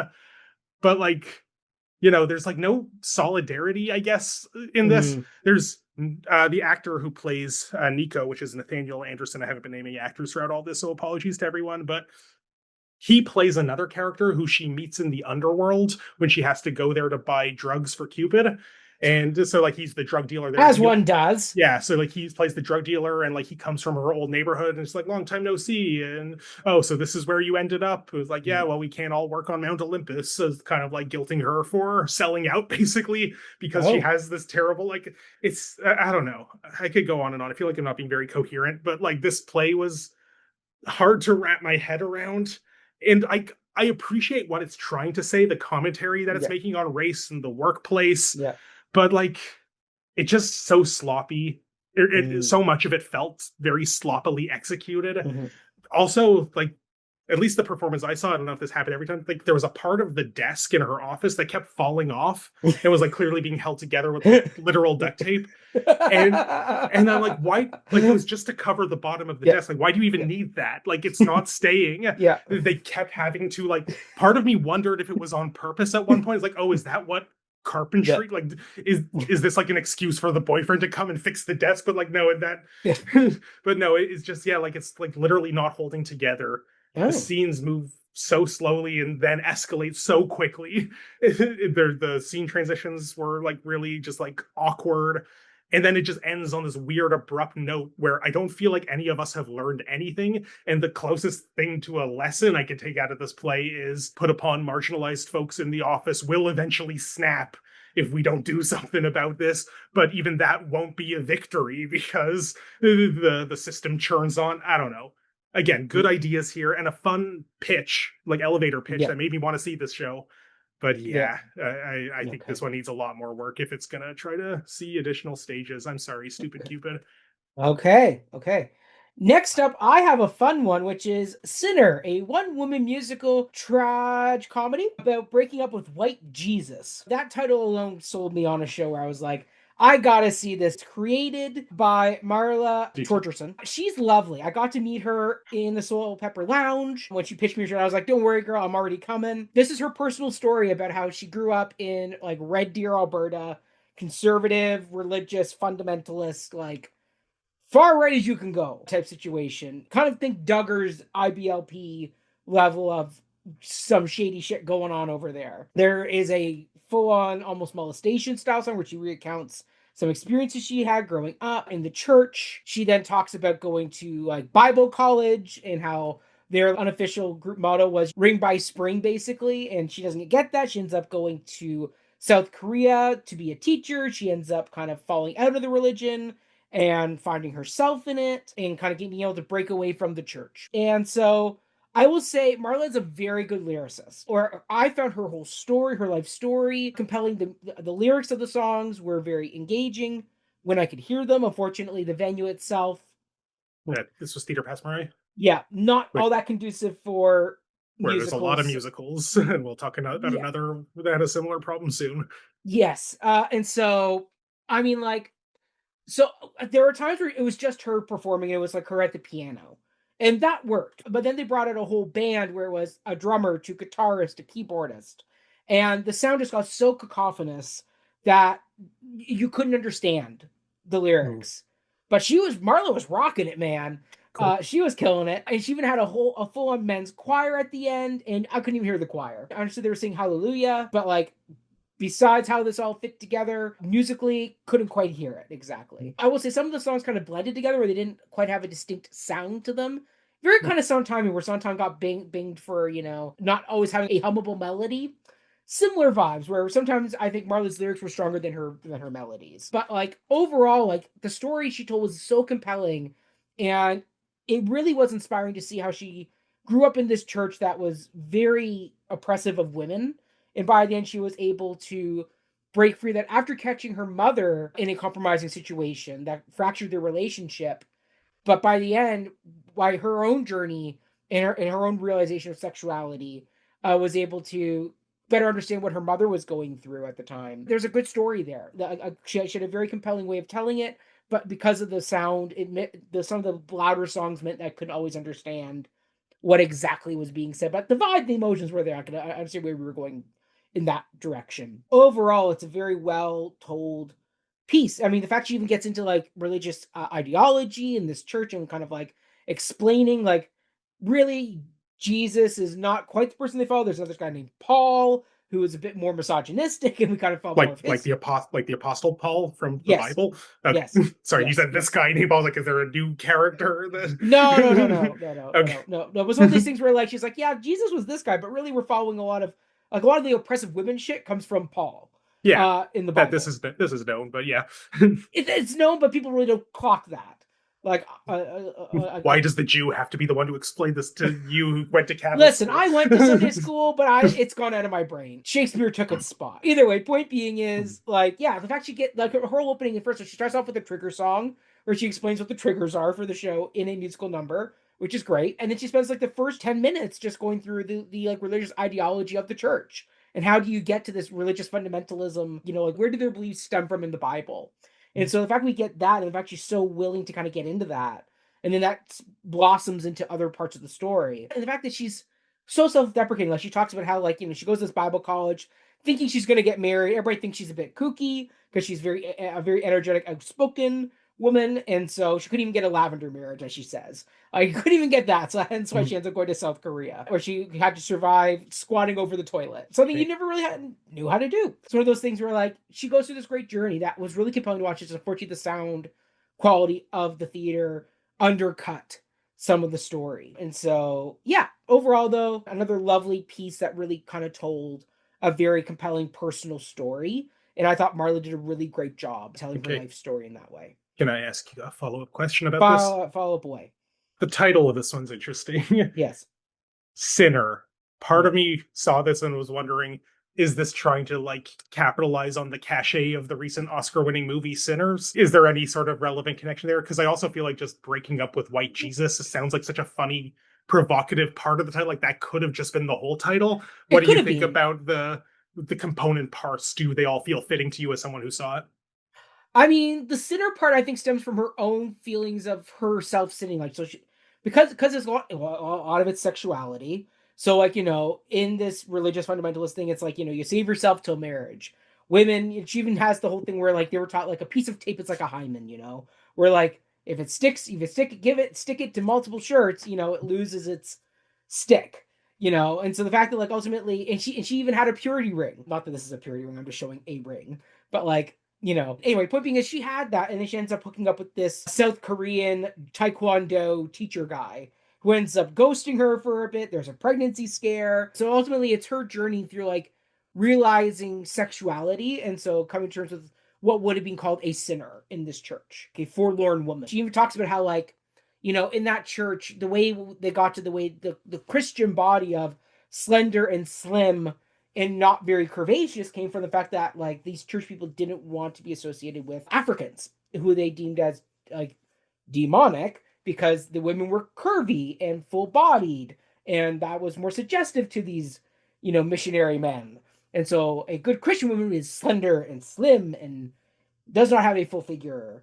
And so it's one of those things where like she's like, no, I grew up with a full figure, and so I got constantly put down for that because that's what I was too temptatious, temptuous for the boys. Yeah, so I definitely don't think like there's any way of, because there's no vampires in this. Sinners is, but like it definitely Spoilers has for Sinners. yeah, exactly. But like the sound is very soul, like jazzy sounding. It's like jazzy opera kind of. Is the way I would describe the music, because she is a trained opera singer. That is something that Marla is able that like she does open up with right away, that she can sing opera. So she's like a jazzy opera. You know what her singing kind of, and also reminding me a bit of what's her name, Jan from The Office, like that type of like soul singing type thing. Okay, sure. Yeah, that type of vibe. She even kind of looks like Jan in it, like Melora Hargan. Okay. She kind of looks like her in a way. So yeah, but overall, no, very very fun show. Just unfortunately, yeah, as I said, the sound is what really kind of undercut the show and kept it from being like a top 3 show. Well, that brings us pretty elegantly into my next show, if you're done Yes. talking about that one. So this is Songs for Moby Dick, which was also at Theatre Passe-Muraille, also suffered from sound quality issues. Yes. Also, in my opinion, kind of sounded like one sort of long continuous song. Contrary to the title being plural, Songs from Moby Dick, I found there was very little distinguishing between them. I will say, in the program here, they have the track list of the songs, the titular songs of Moby Dick. So you could Is it try like to a sung through Les Mis show? Yeah. This is pretty much just a one-man opera adaptation of Moby Dick. Is what this is. So just one guy, his name's Peter Thompson. He composed all this music himself, and he's just standing in the middle of the stage wearing vaguely nautical beige attire. I was gonna say, does he have a peg leg like Captain Ahab? No, he does not. He did not amputate his leg for the purpose of. He also is playing all the characters, so it would be difficult to to amputate your leg out of a true method commitment to the role, just to find yourself in that situation. But no peg leg. But yeah, he's just this guy. He plays all the characters. He sings one song after another while Erica Ryman, the music director, accompanies him on piano. Okay. The piano overpowered the singing most of the time. Granted, I saw this the very first performance of the Fringe. Okay, so maybe that's something they resolved, but I've seen enough of these musicals at Theatre Passe-Muraille to know that, as we've said, it's not the best venue, unfortunately, for musicals. Which is weird, because there's another show that I saw years ago at Theatre Passe-Muraille, Rumspringa, which has now gone on to have regional success. It's all about like they can the Amish. The Amish get like leaving the community to go into the city type thing. And that was a musical workshop, and that sound was fine. I can understand every lyric. So just a few months ago, I saw Drowsy Chaperone there, which actually originated both in the Fringe and had its like first main stage run at Theatre Passe-Muraille. Right. You can do good musicals that sound good in Theatre Passe-Muraille, but I think the problem with doing it at Fringe is you don't have the time to tech it properly. Right. and figure out the levels, and the show isn't living there. There's constant like cycling in and out, so it's hard to get it right and keep it right. And like I know it's Derek Chua's project, this Alliance for Canadian Musical Theatre, which we have is the great program for. I love that he's doing that and he's curating all these top tier musicals. I just think I hope if they're doing it again next year that they find a better space that is acoustically a better space suited. or give it more time tech wise. Yeah, especially since they're not part of the main Fringe programming. Like this is a curated selection. Like rent your Pass Mariah for a month before this if you can afford to. I know that's probably a pricey ask, but give them a discount. Or collaborate with Theatre Pass Mariah. This could be part of the proper season. I'd like to be a co-production, like, and then that could give the time to give all these, I think it was like 6 or 7 or 8 musicals that were part of the series. Give them the time to do it properly, or just take it somewhere else that's a little more acoustically. Yeah, because like we've now seen 2 mixtape shows over at SHOWSTOPPER. In the Michael Young Theater at SHOWSTOPPER. Those sound great.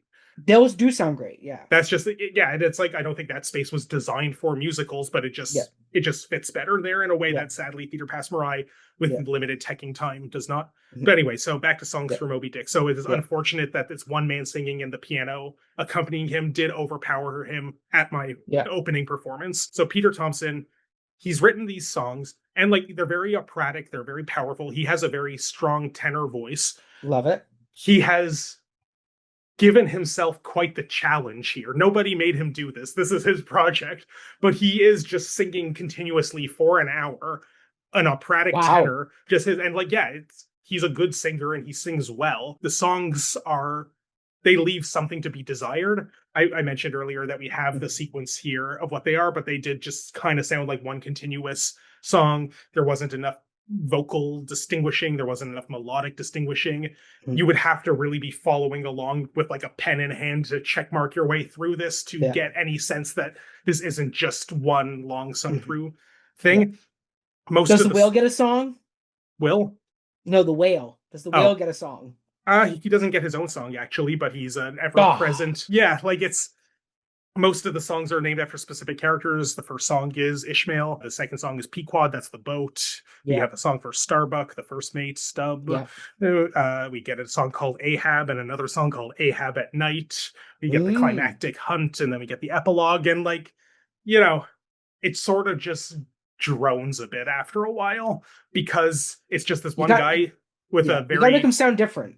Yeah, and every so often he'll try to do things like certain characters might get a little bit of a Scottish brogue, but you can't really sustain that in Moby opera. Dick Scottish? Are there Scottish characters in that? There might be. It's been a long time since I've read it, but like it's an American novel, and it is the quintessential great American novel. But it's it's a multicultural crew to the extent that crews were multicultural back then. But he doesn't like.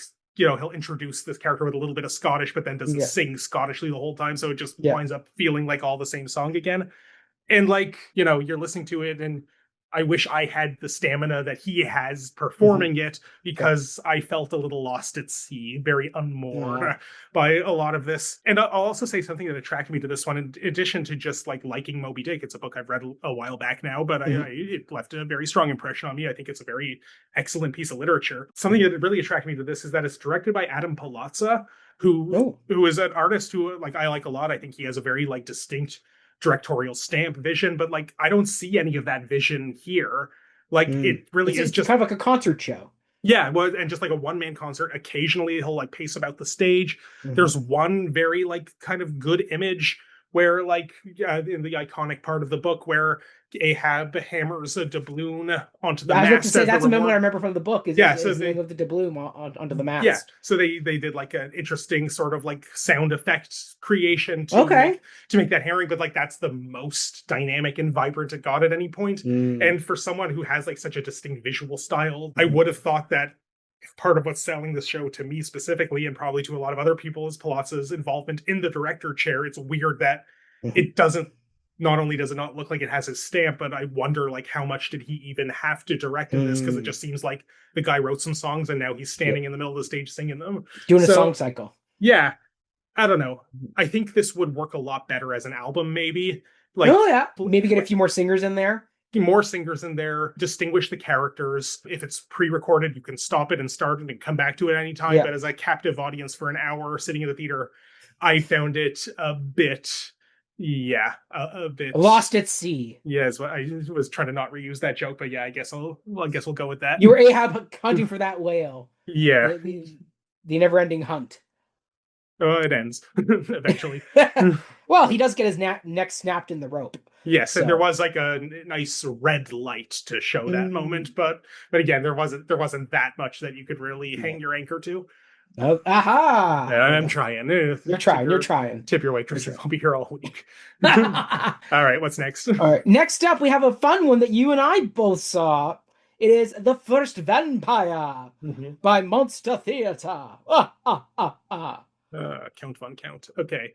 That's right. So, Von yeah. Two performers played by Madeline Humani and Rebecca Wass. Yeah. So, First Vampire. This is like kind of like a clown show. Yeah, it's like a clown show, but also kind of like did you see the Edgar Allan Poe play last year? No, you saw that one. I didn't. Similar vibe in the sense that they're taking a piece of literature, but then infusing it with like the historical elements that inspired it. Yeah, the context. So similar vibe when I came away from The First Vampire. Yeah. So this is a two-hander with two ladies playing men. And one of them is Lord Byron. Well, yes. So one of them is we're first introduced to John Polidori, who was Dr. John Polidori, who's Lord Byron's private physician, and then he resurrects Lord Byron so that they can reminisce about this book, The Vampire, which predates Dracula, Bram Stoker's Dracula, by several decades. And was arguably responsible for popularizing the idea of the vampire as a romantic horror monster figure and not just this obscure European folklore thing that it was previously. So Polidori wrote this book, but it was eventually published under Byron's name, Byron being much more famous. And this is just the two of them having a bit of a funny clownish conversation about how that book came to be, orating portions of it. And over time you realize, or it becomes very apparent to everybody involved, especially to Byron, that, hey, wait a minute, is this book about us? Because the main character of the book seems like... Yes, Aubrey is this doctor who has this dashing poet friend and who's a rich lord. Lord Raston? I forget, I didn't write it down, and I haven't read this book, The Vampire, so I can't quite. So the kind of interesting dynamic is, the book is called The Vampire, so when's the vampire going to show up between our two characters? So Byron seems to think that, Aubrey is leeching off of the character who's clearly me, so clearly he's the vampiric presence who won't leave his cool rich friend alone. But in Polidori's mind, it is Byron who is the vampire to him and sucking his life force, basically. So, yeah. I found this one a bit dry, oddly enough, despite the fact that it's these two funny ladies doing these funny shtick. But it was kind of just like a lot of it felt like a Wikipedia article about this book that you've maybe not heard of. I don't know. I will say there were some pacing things when I saw it last night. Now maybe it's because I was seeing a later so show. You saw it after I did. So yes. Pacing bad or pacing good? Sorry. Pacing as in a little slow in the middle, but I also take that as I was seeing this later at night. So maybe after working all day and then going to like a 9 o'clock show, my brain is not as nearly as, greased and sharp and ready as other times. But that being said, like I did find their dynamic very charming. They have very good chemistry and synergy, these two performers. And the fact that we got some shadow puppetry in there. So the fact that we're able to find dynamic ways to tell stories. And I found it captivating in the sense of like, I did not know that the connection with Mary Shelley, and Frankenstein. Okay. That's the thing. Like if you've ever heard Polidori's name before, it's probably as the origin story for Frankenstein. Yes. Like I didn't know that he was necessarily also the author who wrote this first vampire book, but if you've heard of this guy before, it's because he was there the day that they decided to have a spooky story contest. That's right. Which was the origin. I mean, I love the whole concept of authorship and the fact that Dr. Polidori kind of got shafted because Lord Byron's a more famous poet, and therefore, they kind of come to realize at the end that yes, they both die, and the fact that they both kind of needed each other. And so once again, the synergy there and the heart that's in this piece is strong. As you said, sometimes I got a little dry with the facts and kind of just, and then we went here, and then we went there, and oh, look at that. That's kind of what happens in this book. Type thing. I feel like there's a missing conflict in this. Yes. I think it thinks that it's a sufficient enough conflict that well, we kept getting these moments where Lord Byron does this Shelley, Yeah. or like these moments of memory lapse type Yeah. thing that I was always like, what's going on?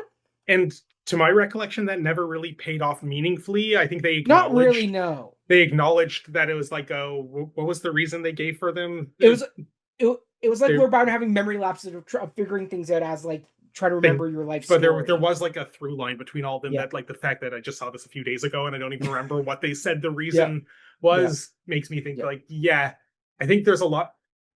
This honestly kind of feels like a little like variety show shtick that would exist between like two other sketches, but extending it for a full hour, it doesn't feel like it has enough juice or blood to sort of keep itself going. But like, I love the performers. I think they're both really good. I think there's a lot of really good writing. Ryan Gladstone is the playwright producer of this here. And these are two really funny ladies who like get their characters well. And there is like a real, clown duo vibe to them that I think works. I think there needs to be more there to make this an hour-long show in its own right, rather than just like a 5-minute sketch. Right. Yeah. I mean, once again, like as I said, like they have good synergy.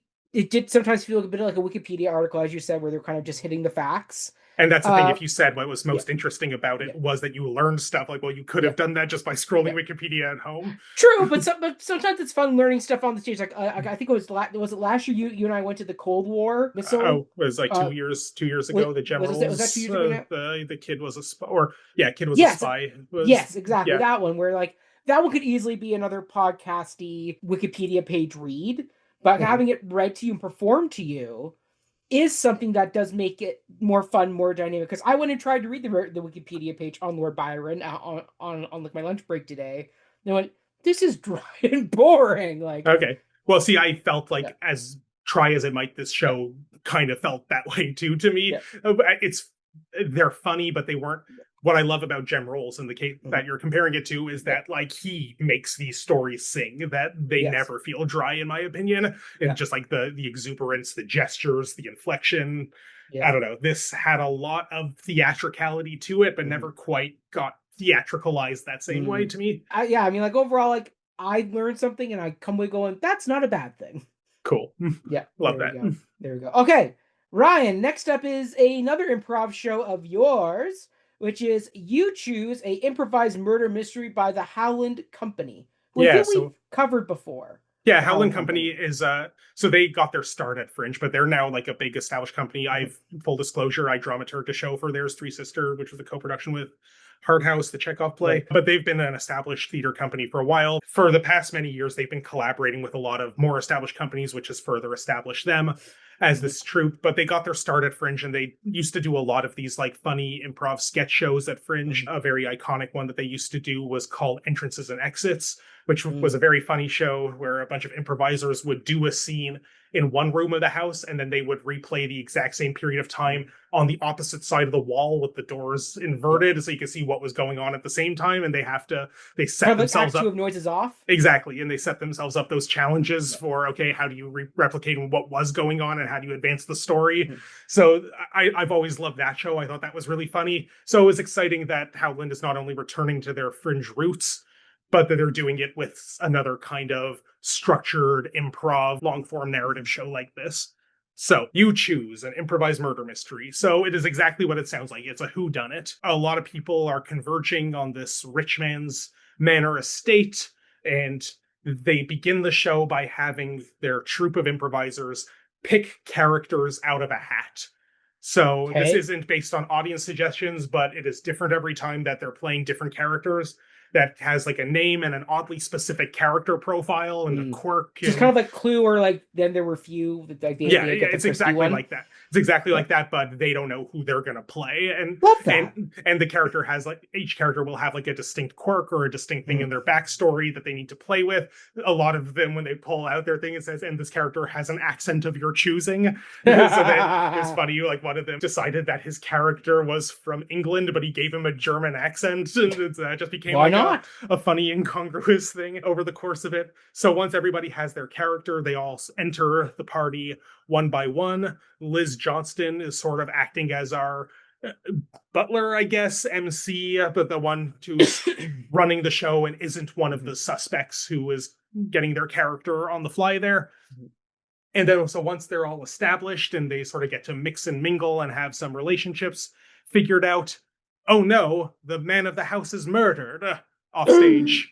And one of you did it because there's no one else here. And narratively, it is very important to know that Liz's butler character did not do it because that she's the neutral party. She's the neutral party, and every so often they would be like in various finger pointing scenes. Well, like you're the only one who had the means and motive. Well, you're the only one who this, and like, oh, and what about you? And she's like, narratively, I cannot. So that was always like you're like, nope. It's kind of like the narrator in Into the Woods. No, you can't involve me in this. I'm on the outside. Yeah. So once the master of the house has been killed, master of the house.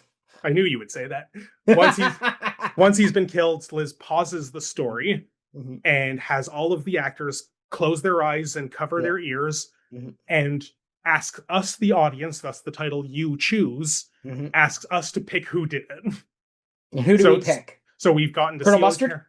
So there is no Colonel Mustard, but the day that I saw it, the murderer was the nephew of the murder victim. Okay. And his quirky character trait was that he is a teacher whose whole thing is that he loves when people work together, and he's constantly trying to turn everything into a group activity. And that's so for some reason we decided that he was going to be a murderer will bring everybody to work together. Yeah, exactly. And that was when he finally, at the end, did his big monologue about why he did it. He's like, I would have preferred to do it together. My uncle was selfish. He didn't believe in teamwork. Or it was a whole villain monologue about that. But anyway, so what works really well about this show is that it's got a very good structure. The bones are all there. And that it sets up these different games and these different dynamics that work well to keep it going and give it a shape. Like at one point we get to a moment where the murderer is about to kill again. So we as the audience choose a hand gesture while everyone else is like covering their eyes.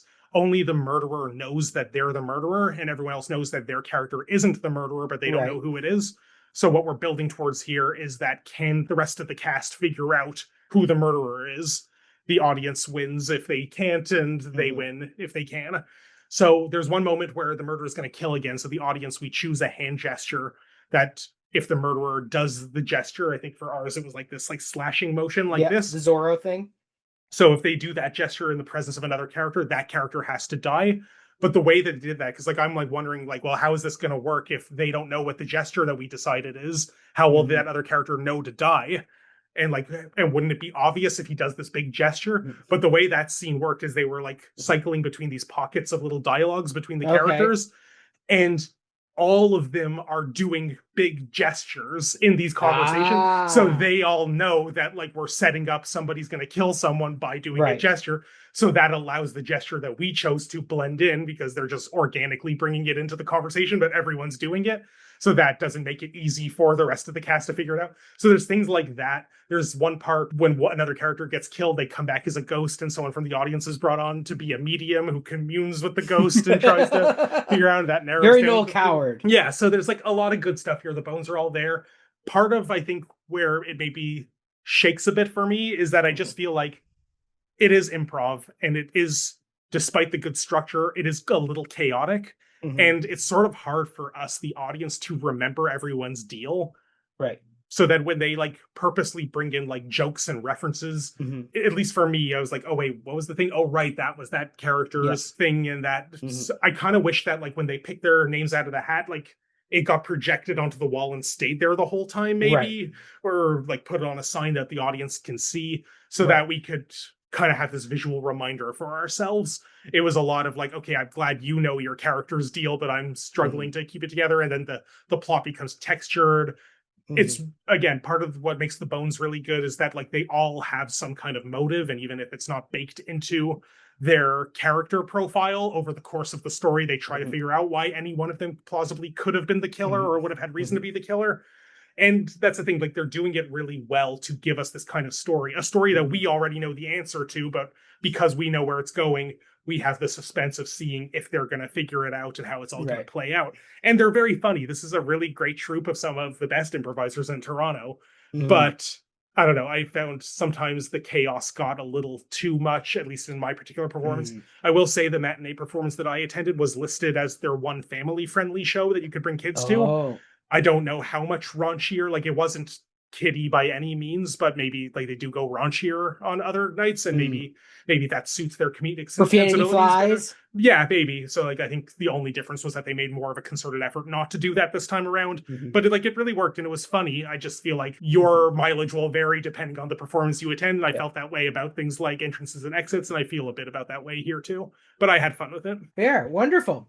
Okay, next is one of mine, which is $20 Sandwich Ruins Your Childhood by $20 Sandwich and Review Guy. Now, Ryan, I feel you've covered. Yeah, so last year at Fringe, they did a show called This Show Will Change Your Life that I talked about. I was the only one of the trio who saw it last year. And that one was fun, where they like brought a person from the audience on stage, interviewed them about their life dreams, their aspirations, and then they claimed to be life coaches who were going to help them get their life together, but they basically just extracted them for raw data to do a funny sketch show improv on the fly with. So what was this one like? How did they ruin someone's childhood? Well, so I will say all four of our performers, so we got Brennan Ashbridge, Anthony Hall, Sean Hunter, and Chase Jeffels. They all were lovely. They all were enthusiastic, engaging, dynamic. You could clearly tell they were all having fun together. The issue came that, so they asked for a volunteer, and there was one person in our audience whose hand was up before they finished the Who Wants to Volunteer. They had a fan pop out, like you couldn't miss like them. An auction. Yeah, but no, it was like a full like big ass like summer fan. They put their hand up real fast to the point where nobody else had a chance to even try to volunteer. Ergo, they end up picking this person. This person, I am sure they are lovely in their real life. Love sentences that start that way. Continue. But the data they gave our quartet on stage was a bit of a dud, where they would ask the probing questions and they got kind of shafted in what they got back. Where it's like, did you have best friends in school that you interacted with? No, I was a loner. What did you spend your summers doing? Riding by myself on a bike through the plains of Mississauga. Okay. Then it's like, who's your most memorable teacher? Now, I'm sure this teacher was memorable because she goes, or they went, this teacher is memorable because they were their grade 3 teacher throughout the whole year. They taught, and then in the summer, they saw this teacher out and about wearing capris, and you find out this teacher had a fake leg. And so you could see them on stage being like, how do we do this one? Where it's the closest thing we have to a joke. Yes. But it might be ableist for us to make that correct. joke. So then it was like, okay, give us another teacher. So it's like, well, this teacher took us to the zoo and they were pregnant, so then we saw a zebra being born, so we kind of learned about the birds and the bees from that. Then some of the answers were kind of generic, where it's like, what were your parents like? Well, my dad was a bit more of a freewheeling, go with the flow dad, and the mom was a stricter, like rule following parent. So it's like, okay, you're kind of getting given generic material. Yeah, what do we do with this? Yeah, exactly. So you could see them like trying to get stuff that they could use. At the same time, they were getting kind of given not great material to play with. So my one note to them would be like, there's 4 of you in this group. Maybe the better choice of having all 4 of you tackle one person and hoping that this one person gives you some good material, maybe split into pairs and do like, you take one person, these 2 people take another person, and then between the 2 people, you can make some fun sketches. Because once again, just like Whose Lineage, they're not recreating stories.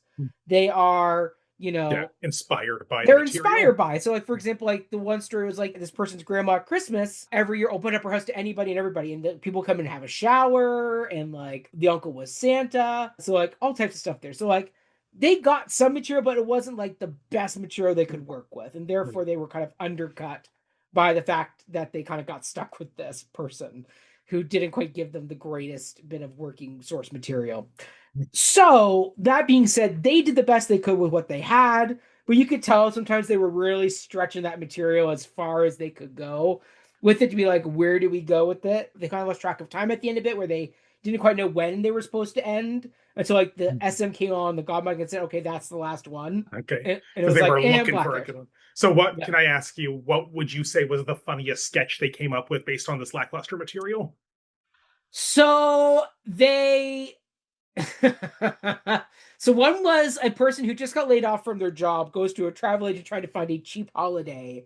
And so the travel agent suggests going on a bike tour through the fields of Mississauga. And so there was that one that was like, okay, that's kind of cute. There was one where it was dealing with the teacher who had the fake leg, but they never referenced the fake leg. They more focused on the fact that the teacher was wearing capris and the Right. students were intrigued by the capris, but you could tell one of the best things was one of the first when they started doing this teacher thing. They brought the capris. They're like, guys, are we going here? Like, are we going for this? Like, are we going for the fake leg or are we not going for the Yeah, fake leg? Like, there was a legitimate break the fourth wall moment of that's good. That's fun. like, are we going to do this? Yay or nay? So that was fun for them. But yeah, I mean, See, like those. can I even point out about that? What makes that Yeah, fun is sort of what I was saying about whose lineage yeah, is that because of how polished their improv was for that, yes, it lacked an element of comedy. What makes this so funny is the attempt, like in the moment, decide, are we gonna do this? Oh, I don't know, I'm yeah, uncomfortable. It's that kind of thing. That's the roughness that I think makes yes, improv work yes. really well as a medium for comedy. So yeah, I mean, once again, that they were trying really hard to work with the material they were given, and they were just given not great material to play with, Well, unfortunately. So that's too bad. So did they successfully ruin this person's childhood, or there wasn't much to ruin by the sounds of it? the latter, I would say. Yeah. Oh well, Like that's too bad. the fact that like you go, how would you describe your? She has one sister who is younger, who she doesn't like, who she would describe as annoying, and they're like, well, how would your sister describe you? And she's like, gremlin. I'm grumpy in the morning. Okay, Don't be. that's something. Yeah, Gremlin is something you can riff on. kind of, but they didn't Did quite go they for feed her that. after midnight? I don't know. It writes Yeah, itself. exactly. Like it was one of those things where like the choices, like, it was like, yeah, Yeah. we're kind of getting bogged here. Oh well. Yeah, there we go. Okay, Ryan, on to your next one, which is Every Fringe Show You've Ever Seen All at Once by Yeah. Brennan Kane Production Company. Yeah. So I was really excited for this one because a couple reasons. Mm-hmm. One, do you remember David Lynch's Seinfeld last year? Yes. So while this isn't the same company and troupe necessarily that Yeah. did that, it had a lot of the same comedians from it, or at least a few I of was them. hoping the Seinfeld people would come back this year and do like another This Seinfeld is essentially episode. them coming back, but not to do another Seinfeld, but Ah, they're busy doing every Fringe yeah, show you've ever seen all at once. yeah. So So what is it exactly? well, I'm certainly not the first person to say this because it's impossible for anyone to review this show without making this point. And by the time this comes out, there will have been many reviews for this show. Yeah. The title is misleading. Let's just put it that way. Uh, Oh.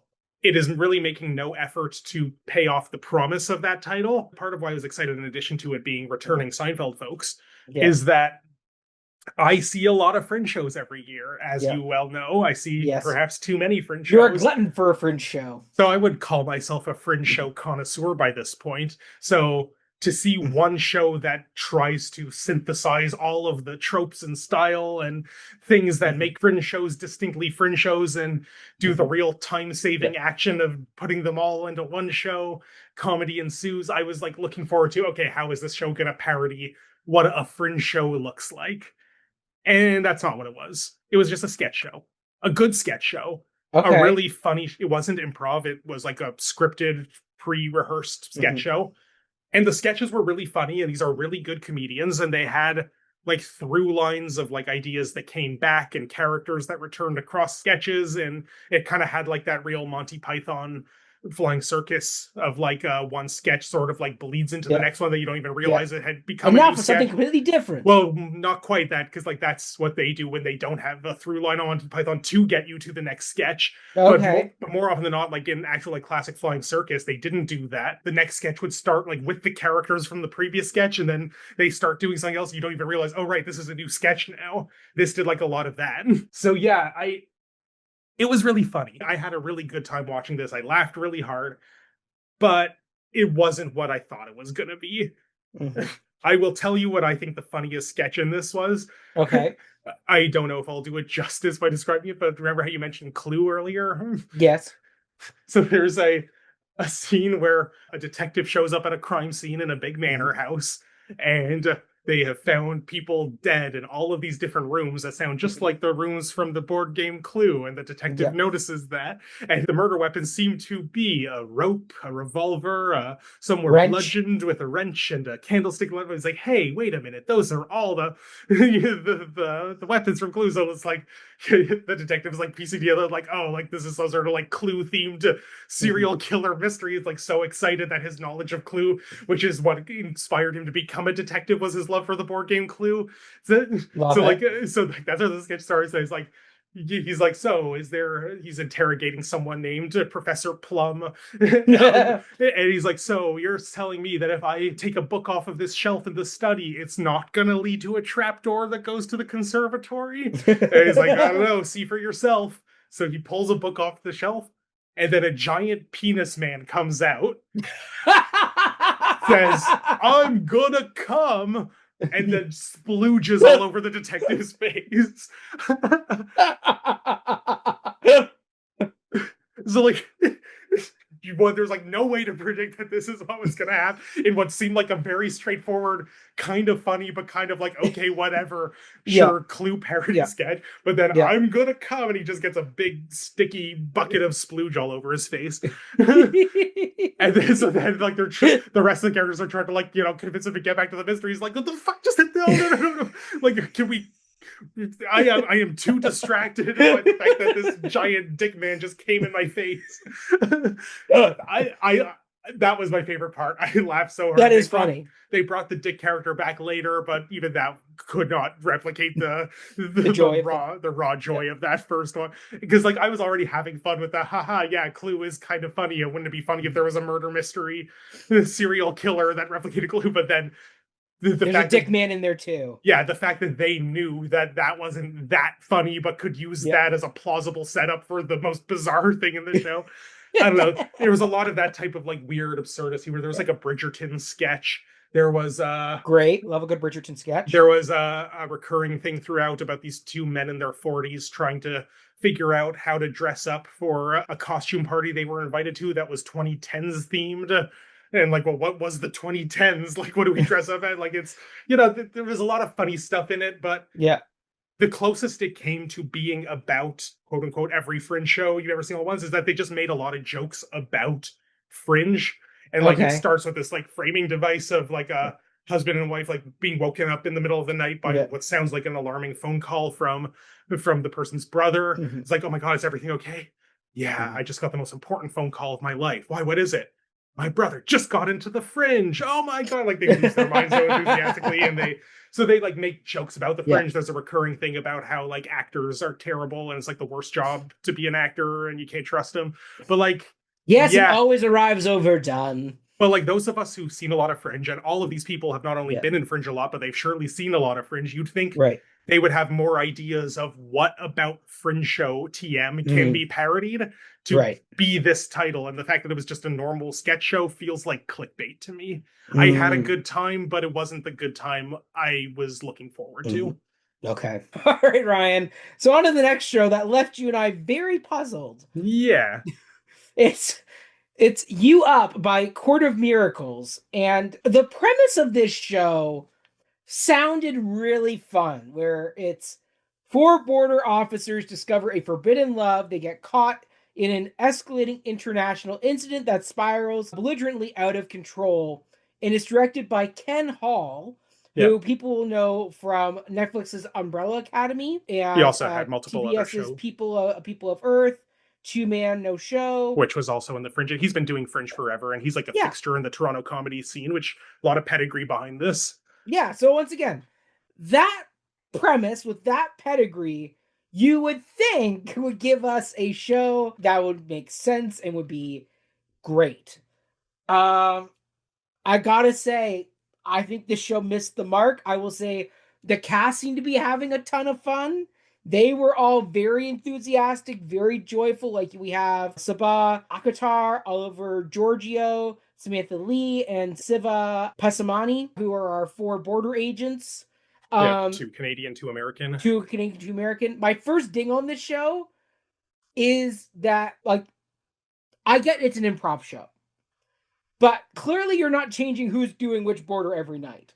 Ergo, if you were doing the American side, I would expect you to do some research and know like some facts, figures, things like that, so you have a base to play off of. So give This me an felt like example of what you mean by that. What, so what like kind of for facts and example, in figures? the opening, they start playing the national anthems. Mhm. They did not know the lyrics to the American national anthem. That's That is the funny. I thought that was funny. Like no, that. no, no, no, no. Because the joke with Americans is they are uber patriotic, gun-toting, Yeah. Americans. Oh, they talk about their guns. They That do comes talk early. about their guns, but and the joke of like who knows the Third Amendment? Nobody does. It's like funny because that's true. They kind of get to the first two and then kind of skip along and they get to the What 19th is with the the Third with the voting Amendment? I rights. genuinely don't know. What I is? have no idea I'm either. googling it. Okay, you Google it. My point being is Prohibits the government from forcing citizens to house soldiers in their private homes during peacetime without the owner's correct. consent. Yes. That's the third one. Well, don't forget this was written during the Revolutionary Wars and the War of Yeah, 1812 and all that stuff. it So it was makes not sense written during the why War of it ends up there. 1812, but okay. Yeah, yeah. So don't forget, I can understand why it's there. Because they didn't want the British soldiers, hanging out in their houses. Point being is, I would hope you guys would have done some research to know some facts and figures about America so you could actually have a base to play off of. Because it felt like the improv kind of went in circles because they didn't know enough to really give themselves a base to play with. And then we end up with some weird botchery of West Side Story somewhere along the way. See, the things that you're like griping on here are the parts that I actually thought were charming, or Okay. kind of funny. I don't know. Finish your thought, but My thought is like, I give the performers full kudos for riffing and playing and having fun with this. You could tell they were enthusiastic. I give full kudos to the audience member who got dragged up on stage and then left on stage for an extended period of time, like the last third of this piece. more. I would say half of the show, this one person was just stuck on stage. As God we're bless describing them. it now, it sounds pretty funny, I will say. Here's the thing about Buddy, in hindsight, well, we and I were sitting in an audience at 10 o'clock at night trying yeah. to get through this show, Well, going, and we were. what is this? Here's the thing. Okay, so I feel bad Yes. about this one. Yeah. So the playwright and producer of this show, his name is Omer Shamir. Okay. Super lovely guy. I had because Okay. I've been emailing like all the Fringe producers to make Yeah. sure like they're okay with us booking comps for Yeah. these shows in exchange for our post festival coverage. We Yeah. don't just book comps willy nilly. Yeah. And I had one of the loveliest email exchanges with him. Like he was just Lovely. like such a nice guy. He introduced himself at the show, Yeah. super nice. And he even like said that like because he watched the appearance that I did on Stage Worthy about like Yeah. the Fringe preview, and he's like, Yeah. oh, based on like the kinds of jokes you were making, I really feel like you're gonna really love this show. I'm like, okay, I'm really excited for it. I like Ken Hall's work, and he's I I don't really know what exactly Omer did. I guess is my because he's Well, that's the credited thing. he's credited as the this felt playwright. so improv, but like, It's too improv to the point yeah. where like I'm not really sure what he as the playwright contributed to this, and I'd like to almost give him a pass for a lot of it. Yes. Same thing I with Ken. Like, I go like, what was going on? Like, there's points where we're at Niagara Falls all of a sudden. well, they've been at Niagara Falls the whole time because that's where the Yeah. border crossing I know, is. I know, but they're doing like Maid of the Mist, Yeah, it just was.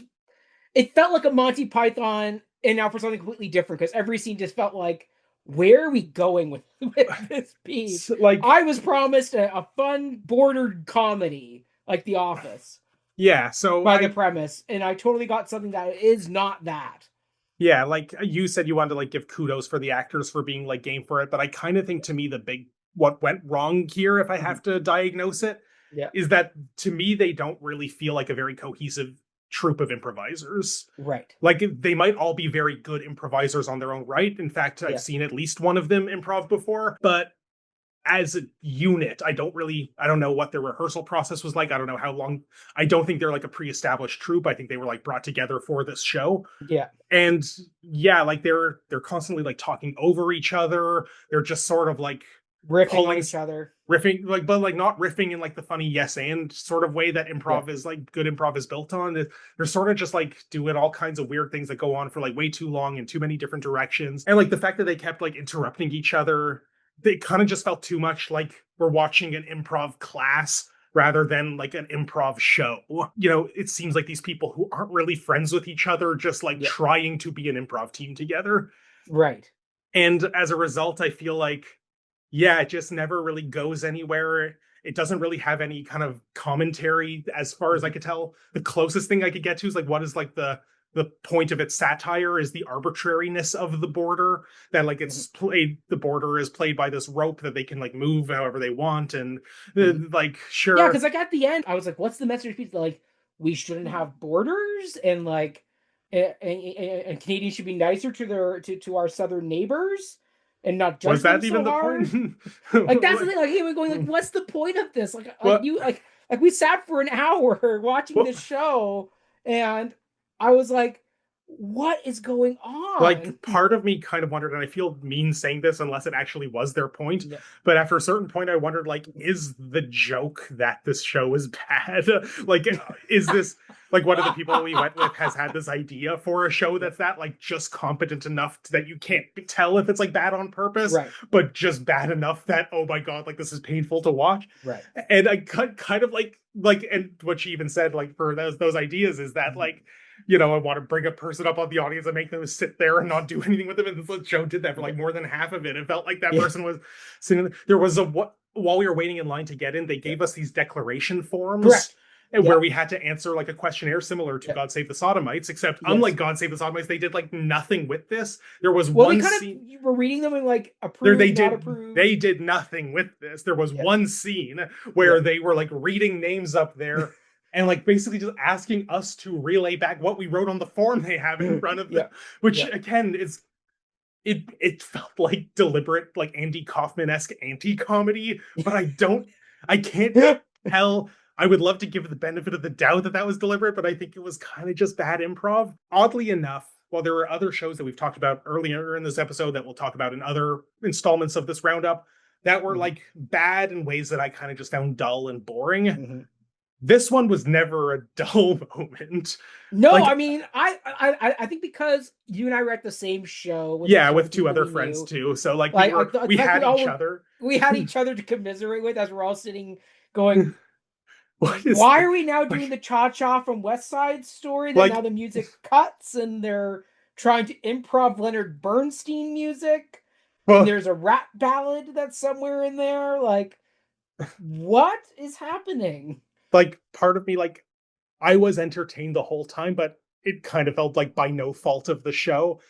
It's sort of like was it like a Stockholm Syndrome rhyme where you were trapped in this piece and it's ultimately more started identifying with the piece? Honestly, and I feel bad saying this, but it feels kind of like a Tommy Wiseau's The Room or Sharknado. It's so bad that it's good kind of thing, and I was able to have fun, which part of it's just why I kind of kept coming back to this thought of wanting to give them credit for maybe this is deliberate and the joke is on us.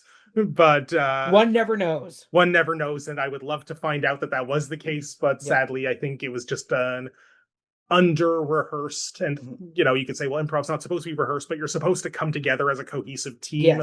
You're supposed to know each other's comedic rhythms. You're supposed to have a vision of what the show. Sandwich or Who's Lineage, right? Like, they're improvising, troops. But they are troops. Like, they have rehearsed and done improv work together and built not a full show because obviously they're improvising.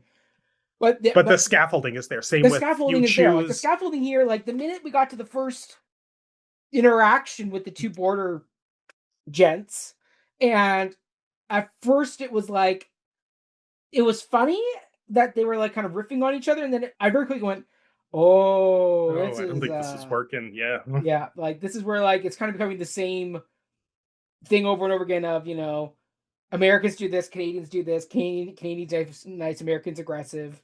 Coffee, maple syrup, like it was like Starbucks versus Tim Hortons, like it was there's commentary things you can have in there, like the fact that like the Canadian guy's like, yeah, Tim Hortons Canadian. It's like actually it's not. It's owned by American. That's the like thing. There's commentary there you can make about our relationship with the U.S. And the border is such like a complicated, interesting topic that the largest undefended border in the world. And it seems like it should be just more thoughtful, I guess. Like it should be funnier and more thoughtful, which are two like big asks. But I also think there was the interesting romance subplot between the two The two female border agents. guards. Yeah. But then I feel like it's a missed opportunity to not have the two male guards also have like A romance. theirs was A clearly like bromance. bromance, but very Yeah. no homo, which was like, okay, Yeah. well, like what? Yeah. Yeah, I don't know. Lots of potential, but it Yeah. kind of, again, I can't fault it too much because I had a lot of fun, but Yeah. not, sadly, not because of its own doing. I'm Yeah. sorry. Yeah. Yeah. Yeah. Okay, Let's talk about Ryan. something we both saw that we I was about really to say, loved. let's wrap us up with our final one of the night. And it's one that you and I, we've now covered them for several seasons. They're back again. It's Mixtape Projects, and now it's with Bravo Academy of Performing Arts, Mhm. because this piece is Camp, which is a new musical, and it's kind of like Jason Robert Brown's 13 the musical, where it's a show about kids and it has age appropriate performers playing the children. This is not Grease where you have 30-year-olds playing high schoolers. These are kids who are actively in this performing arts academy who have now ended up in the Fringe, and they're telling the story about a summer camp where you have these two friends who are Nova and August, who end up there as children. They become best friends almost instantly, and then over the years, there's an opening number montage where like every summer they're getting closer as friends, and then all of a sudden this is their last summer together before university. Everybody's excited for them to have their big last summer, like they're camp legends, and they show up and they are cold as ice to each other, and everybody is now in a panic about what they're going to do about these two. Can they get them back on like the friendship wagon? Like what is going on? What has caused this rift between these two supposed best friends? Yeah. So Ryan, what did you think? Does it beat Iris? Does it beat Killing Time? I don't like ranking, so I love this show. I thought this was so, yeah, it just feels so unfair to rank these three very different musicals that have been created by the writing duo of Margot Grieve and Ben Kopp. Ben writes the music, Margot writes the book, and she also directs. And I've loved all three of these shows. Iris, I know last year we spoke for a long time and I had gripes with it, but as a whole, I still thought it was very strong. There's just things that like I felt could have been better, but like when it was good, it was really good. Killing Time, I think, is an objectively perfect musical. Yeah. This is less experimental than Iris. Yes. And while it definitely has its funny moments, it's less slapstick cartoonish. No, it's more wholesome. It's much more wholesome. And I think it is the most heartfelt piece that this duo has written to date. It feels like Ben and Margot are going back to their own summer camp experience. Yeah. And pulling on some fun stuff there. Did you have a favorite song? I don't have a list of all the songs. What were the... There's the camp song. There's like the opening prologue, August and Nova prologue song. You have the Tuck Shop song. Mm-hmm. You have... I think one of the most fun songs to my recollection was... what was it? It was like the song that never ends, or the... Yeah, that's the camp song. Yeah, where ultimately Nova ends up kind of cheat playing to win by having it sung backwards because she's been rehearsing for 10 months to get this right. I think that one was like really catchy. I like the kazoos. I like the... Yeah, the kazoos were great. Yep. Yeah, and that felt like a real song that you would like do at camp. I love the mystery song they did where it's like, where like they're all explaining their different theories about why August and Nova are no longer friends, from spies to aliens to August's brother being like, maybe it's just ripples that, like small cracks that are growing, and ultimately that is what happens. Spoilers, yes. That is Spoiler, yes. Spoiler, we're spoiling. It's a post-Fringe, spoiler, yes. Where ultimately it wasn't one big cataclysmic thing. It wasn't some romantic thing where I was worried they were going to go the romantic route. Be like, August didn't invite Nova to prom, and that's why they're now no longer friends. Ultimately, it was small things like missing a basketball game, not inviting one of them to participate in Dungeons and Dragon campaigns, and the birthday situation changing, and it's phone call, and yeah, I did really like that song of the the round pattern of kind of bringing all that together. Yeah, exactly. So I mean, what I liked about, so first I will admit August and Nova made me a bit angry as characters because I was frustrated with them. Where I'm like, guys, you're supposed to talk. I know, but that's the point. That's the point. Okay.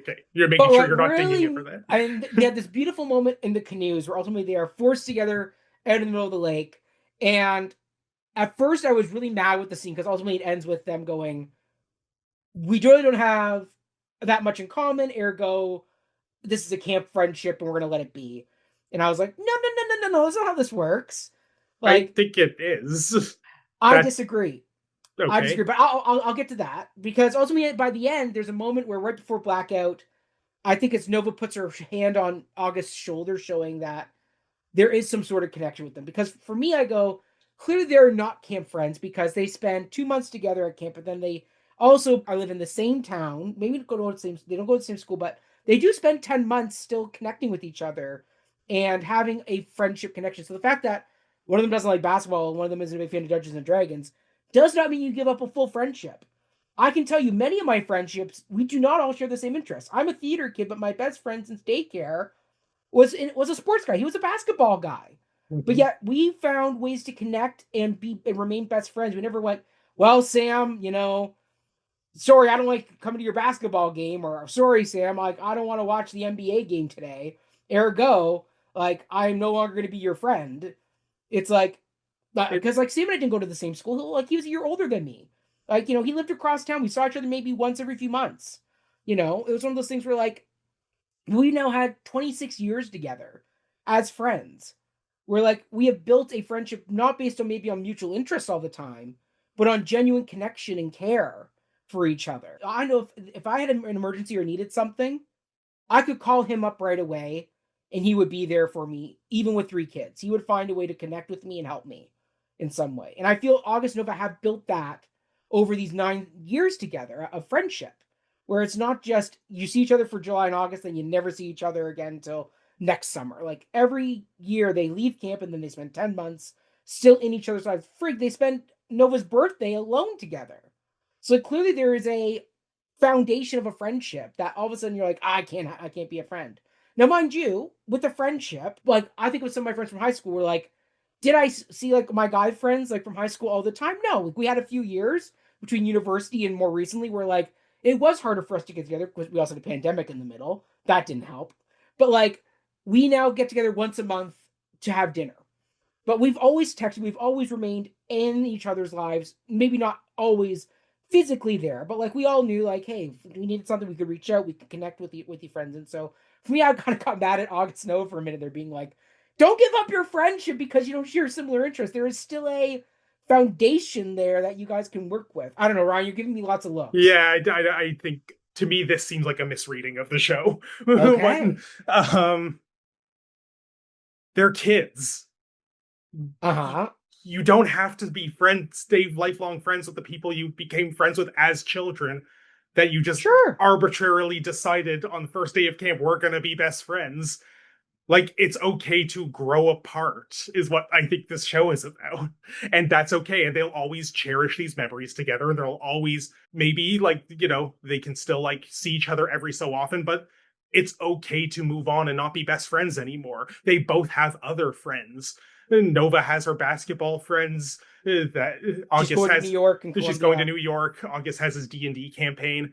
Like they sometimes friendships just remain on life support, and it's okay to, and I think healthy to acknowledge that.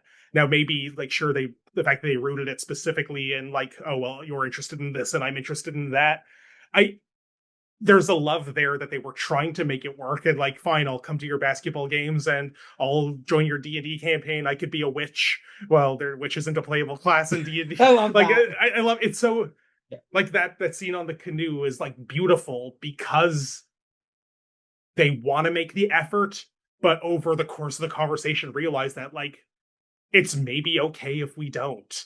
And I do love that. Like I it just feels very honest that yeah, like I have like only 2 friends remaining who I am like still friends with from high school, Mhm. and that's like not even like elementary school, like none. Yeah. But like high school, I have 2 friends remaining, one of whom I lost touch with for years, and we only kind of like rekindle our friendship because he also likes going to the theater, so now that's just the thing we do together. There you but go. but it's because we have that shared interest, like that's what has Yeah. renewed that friendship. And the other one like is who I still consider like my best friend in that same way. We don't see each other often, and like yeah, we still like we know we have each other's back, and that's okay. But like yeah, it's you know you move on, you make other friends, life moves on, camp moves on, the Yeah, summer and moves I on. agree with you in that. But the fact that August and Nova were like, well, that's it, we're not friends. It's like, no, no, no, you can still be friends. Just I grow see and I change and learn that, like, you know, like my four guy friends from high school, and my best friend who's a female from high school, do I see them all the time? No, but I still choose to keep them in my life and still choose to keep them Like it's Facebook like. friends. Like that's like it's No, but it's more than Facebook friends because like I still make an effort to try and see them, not like once a month, maybe once every few months, send them a message or comment on their story. Like I try and stay involved in their lives. Like the fact that like Nova and August there for in the canoe were like, yeah, that's it, we're out. It's like, no, no, I no, no, no. Like you can still do things. Like you still can like there's still ways you can grow and have a friendship. Like you don't have to be, circled around camp and doing this. Like growing up means learning how to have an adult friendship where like you're not seeing each other every day or every week, but you're choosing the people who like you want to keep in your life in some way. And so for a minute there in the canoe felt like they were walking away entirely I think they from were. I think they still are. Is like my point, and I think the show posits that as an okay, maybe even good thing, that you shouldn't have to keep these friendships alive by force of will if they're just not really working anymore. Just because but you it were best was friends as working but it was only minor things that became chasms because they weren't addressed. yeah, but that's how friendships die. Like that's okay, and I think what the brilliance of this dynamic is that because they felt themselves drifting as friends, they mistook that to if we're not friends, what are we? I guess we might have to be enemies.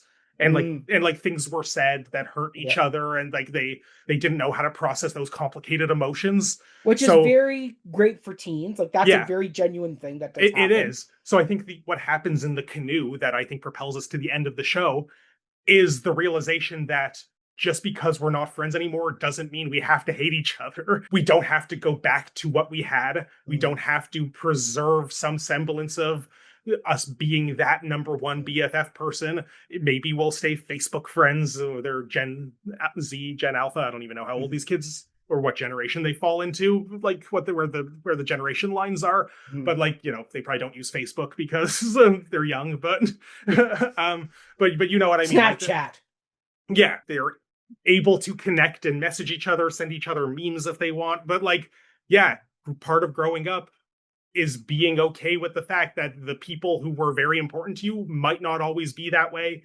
And that doesn't have to then turn to, well, I guess we hate each other then, or I guess That's they what I don't like mean. me. I think you and I are agreeing. I just we're disagreeing on like the final ending moment where it's like, yeah, they're not going to be the best friends the way they were for those 9 years at camp, where they had a set thing of every July and August it's going to be this, and they had the birthdays like this because life is growing and changing. She's going off to New York. He's not. Mhm. They are going to have a change in dynamic.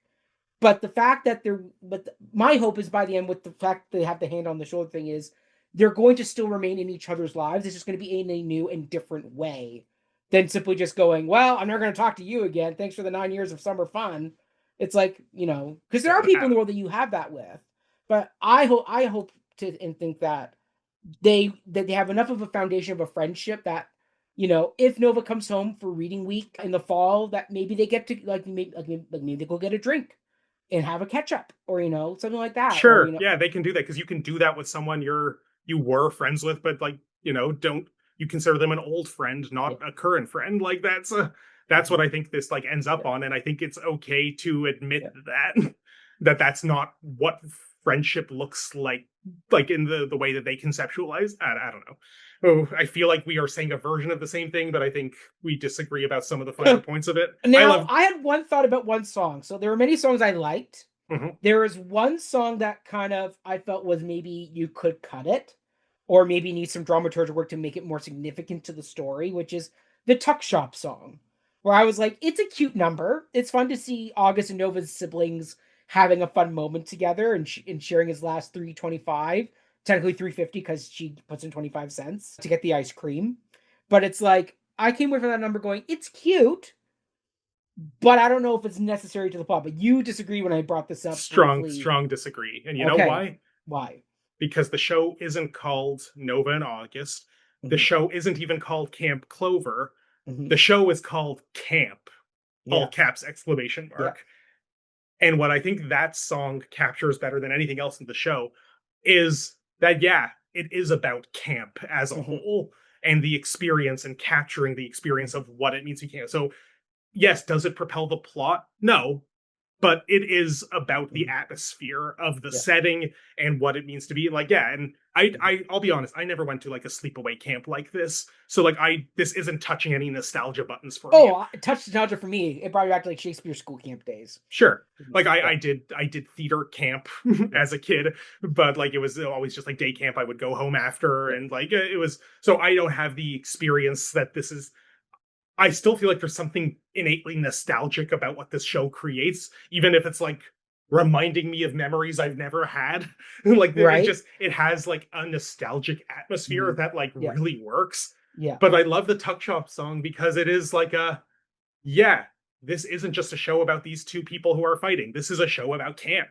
And for people who went to camps like this, I think the Tuck Shop is part of that experience. It is. It totally is. And like, capturing that in a fun song makes this show about more than just the individual people. And the fact that we have like these sort of micro generations of kids within the camp, that we have Nova and August, who are the oldest kids who are been here every year and are going to leave. The junior counselors. The junior counselors who we know are going to take over as their successor, and it's very important to them that they repair this friendship because they're worried about, well, what will this mean for us when we're in their shoes? And then you got the young campers. We have the young campers. We have two of my favorite characters, Francis and Leo, are my favorite. Like the two siblings who feel like out of family loyalty they have to hate each other too. But I love the whole wink to the audience. Every time. Where they're secret friends. I love that. Wink. Like, no, you never have to pretend you dislike each other. Like, while it is all centered on the rift that has occurred between Nova and August, it isn't just their story. It is the story of camp, and the fact that it can make me feel nostalgic about experiences I never had means that like it's really just got that like, So I'll build on you there, because I feel like in that case I want the show extended a bit more and have a few more songs that get into that element that really show, because so much is August and Nova that I'm like, when you detract from that, because like even like the camp song where they're doing all the different verses has a plot point by the end where Nova cheats with the backward verse. And ultimately, like, it's a fun number that does remind me of camp songs that I sang, but like at the end it does serve a plot purpose of it's showing that Nova's going in for the jugular for these camp competitions. So like the Tuck Shop song, I'm like, it's cute to see the young siblings, Leo and Francis.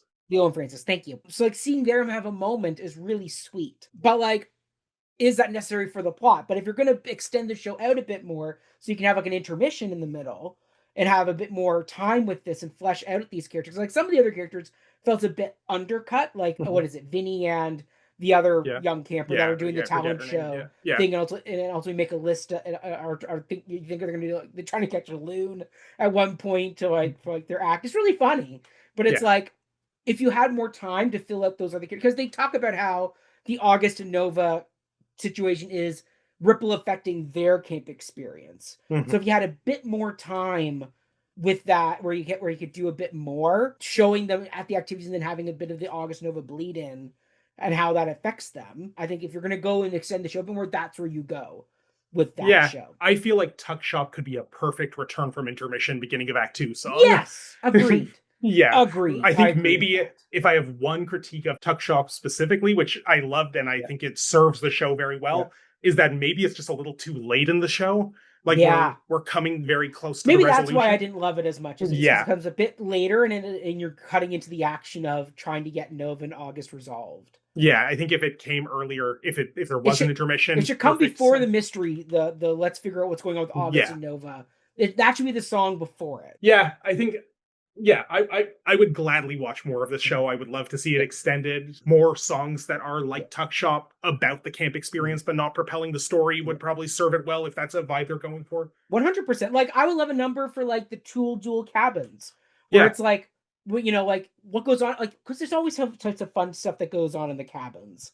There's all those fun videos of like people recreating like the camp counselor speeches at the beginning, where like, for the guys it's talking about, like, heads up, Bob's got an allergy, or it's like, remember to wear your deodorant, or, for the female counselors is talking about some of you may be going through, bodily changes, and we got to, be only mindful of that. Becoming a woman, these are the products, blah, blah, blah. Like, I feel like you could build more of those camp moments, or you have those moments of camp that are really like camp specific, because like having worked at a camp too up north for kids with special needs, they also have those experiences where like you're doing an activity or it's like fun stuff like that. So like yeah, I will say I love the fact that every time we do one of their shows, Ben's orchestrations always fit the show well. Like this had a lot of good natural guitar, like acoustic guitar in it, and piano and a bit of drum. Like it was very natural. It wasn't electric or heavy in the Yeah. instrumental. It felt like a It's campfire folksy. sound. Yeah. Yeah, Yeah. folksy. Well, it even begins with like a campfire, like we're telling the Yes. story of Nova and Yes. August. So Yes. yeah, like I think that works really well. It's a very good observation. I would say, you tell me, because you're like more of the expert in this kind of thing. I would say of the three shows, this one feels the least musically complex. And I think Agreed. part of that is tailored to the young performers. Yes. True theater kids, these kids really are. They like, are. Of course. They're going to be stars. But yeah, I think like it is less sophisticated in terms of the composition for that purpose. Yeah. But I think what it makes up for in that is it is much more emotionally rich and textured than those other two shows. There are individual songs in Iris that bring that level of emotional sophistication, but as a whole, as a story, I feel like this one is, I think this is probably Margot's most like impassioned book writing. As much as I love Killing Time, and I think that might be her best work as a book writer, I do think like this touches on the heartstrings in a very different way. And and while individual songs in Iris do that, I did not get that feeling from Iris as an entire package for reasons that you can listen to us talk about for like a half an hour last year. But one last kind of thought, since we have a habit of going overtime on Mixtape Projects musicals. We are almost at the half-hour mark already. If you'll indulge me. I want to touch on something you said about how you were very happy that the rift between Nova and August wasn't romantic. Correct. I agree. But what I think makes this show work really well is the fact that nobody acknowledges that as a possibility, especially in the song where the mystery song where they're speculating about theories. Not one of them mentions, oh, maybe like, there's a crush or a date or an awkward, which what makes it work so well isn't simply that it doesn't go in that direction, but that we as audiences who consume media and know that if there's a story with a young boy and a young girl who seem to not like each other, we know what happened. We can see what the rest of these children can't see. So you're watching the show and you feel like, as cliche as that sounds, it's sort of like endearing how like, oh, we know. And that we figured this out. I was like, will they go this direction? Well, or will they not? I think it is by design through omission. It puts that idea in your head. Correct. Just so it can not even undercut it, so it can do something better. But you have to go into the revelation thinking that you'd already solved it through being an adult. Through the adult expectations of, oh, those kids are fighting, they're in love, that's their best friends who don't seem to like each other anymore. I know what that means. When a boy is mean to you, it means he likes you. Like, what else could possibly have created this animosity if not their deep feelings for each other? And it is their deep feelings for each other that has created this rift, but it is not through that. And it's so much stronger for that precisely because we all think that's what it's going to be. And I don't know if like that was a deliberate thing in the writing, but it just kind of, it is the reason I think it works as well as it does. Is that, and like I could picture a worse version of this that tries that would go the romantic direction. No, not even that. Yes, that too. But that tries really hard to prevent you from thinking that at the outset. That's where we have like some of the junior campers being like, what, did you two like go on a weird date? Like, no, absolutely not. And like, so you know that it's not that.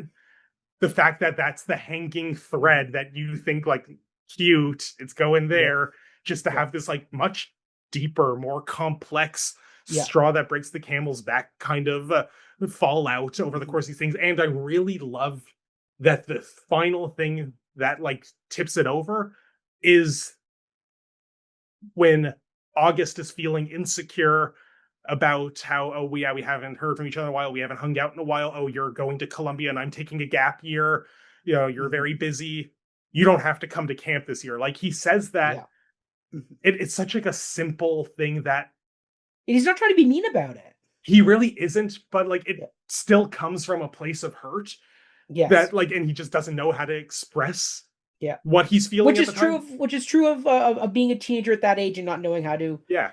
express yourself. And I think he means it from a place of love. Yeah. Like He's letting her go. He's letting her go, but she takes that to mean you don't want to hang Correct. out with me. You don't like Yeah. I love that there's not a version of this where either of them is the bad guy. Mm-hmm. It works. I love the fact that August is the one that brings up that conversation. It's Nova. So the fact that August, when he's telling his recollection story about the cracks that became caverns, the fact that he doesn't bring that story up, it's Nova the one that kept that. Because to August, he doesn't think anything of it. He's doing what Beast does to Belle, where he lets her go and says, I release you. Yeah. Like, he's feeling she's moving on. He's not there yet. And so because of that, he's letting her go. And the fact that she takes it as a hurt. Yeah. But it works well because again, you could write a worse version of this where he overreacts and says something mean that he then has to apologize for. Right. But he has nothing to apologize for. Like, even if it was a hurtful thing for her to hear, it wasn't a mean thing for him to say. Yeah. Like, it's worse if they do it camp, like the backwards singing, or even like during the charades. Yeah. And the fact that like she tries to offer an olive branch with like the guesses and he totally incites an incident. Well, they eventually decide they hate each other because they've misunderstood all of these things that just slowly slipped away beneath their fingers. Yeah. But I do love that neither of them is the bad guy in terms of what happened. At all. Like it's just life so well is the bad guy. Well, yeah, but it very much That's why I think I was kind of pushing back against your reading, even if we're maybe more similar than we realize, is because we're true August and Nova. Well, life is the bad guy, but I think the arc of this show is realizing that drifting apart isn't a bad thing. It's part of growing up. It's what you do with that drift. Do you try and find a new way to salvage and grow, or do you choose to let it go? But I think this is where we disagree, is that I think the show makes the argument that letting it go is also a version of growing.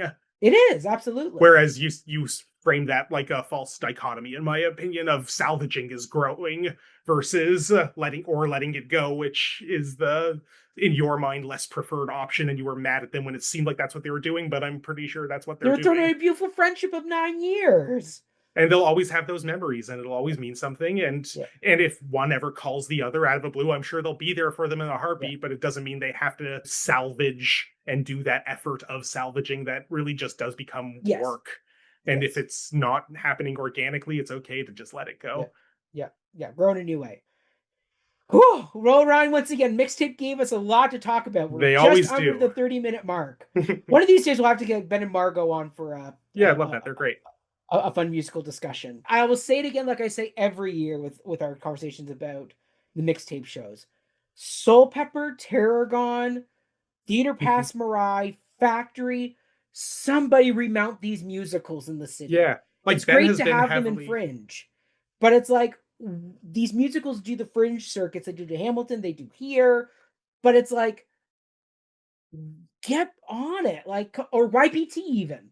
Like, especially for this one, perfect show for you to remount. Yes, for like your new season. Herbie, get on that. Yeah, call up Herbie. Anyway, I think so. So Ben was in the Soul Pepper Academy a year or two ago, and he's been like credited for like various music roles in other Soul Pepper productions. But I would love to see one of these plays remounted as a main stage show in a season. Yes, given the proper time for tech and development, all that stuff. Yeah, like I think this is a lovely show. I'm always looking forward to what these two do next. And another real winner that really just does tug at those little heartstrings. I can't wait to see what musical they come up with next year. Yeah, they are a wellspring of creativity, these two. They are, and I mean, like they're building like a nice Sondheimian style canon of different musicals with different avenues. And, no two are even remotely similar to each other. Exactly. It's like going from Sweeney to Follies to Forum.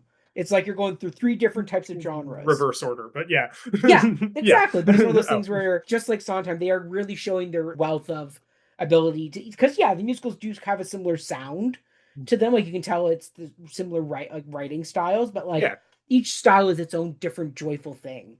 That every year I'm excited when I see that they're doing a show And I'm very quick to make sure I get a ticket for them because they are. When they do sell out. Yeah, they do. They really do. Yeah. Like looking at their website now, the word they're so their entire run is sold out. Yes, and at time of recording, which is already before Fringe has come to an end, so people know that this is the one to see.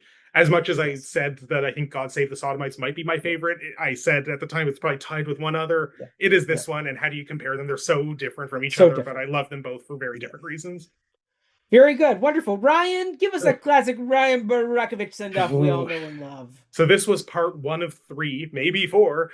3. So hopefully just 3. We should be able to do it in 3, where we have more Fringe content to come. If you were expecting us to talk about your show and we didn't get to it in this episode, there's 2 more coming. You can find and follow us at COH Theater on Facebook, Twitter, and Instagram, Cup of Hemlock Theater on YouTube, where you might be watching this. Cup of Hemlock Theater podcast and all the podcast places where you might be listening to this with your ears. But if you didn't want to see us hold up the programs when we talked about shows, that's what you're missing out on. How about you, Mac? Where can people find and follow you? People can follow me at Mackenzie on all social media platforms. Follow my musical theater antics over at Before the Downbeat Musical podcast. We just released our 2+ hour discussion between my friend Jessica and I, where we talk about how to fix Wicked for Good. The sequel to the hit film Wicked Part 1 and Wicked for Good came out. It got shut out of the Oscars, and we did a deep dive discussion of what could they have done to make it better. Because it wasn't like they had good elements, it just didn't all come together like it should have. And so that's already released at the time that this comes out? It will be released by the time this episode has come out. Nice. So definitely take a look. You should. And then, Ryan, you'll be back on the Before the Downbeat train next season to talk all about one of your favorite musicals of all time, Mr. David Hasselhoff's Jekyll and Hyde. Yes, I unironically love Jekyll and Hyde, the musical.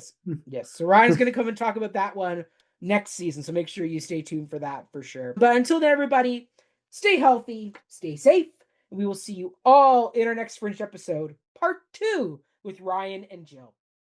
Cheers.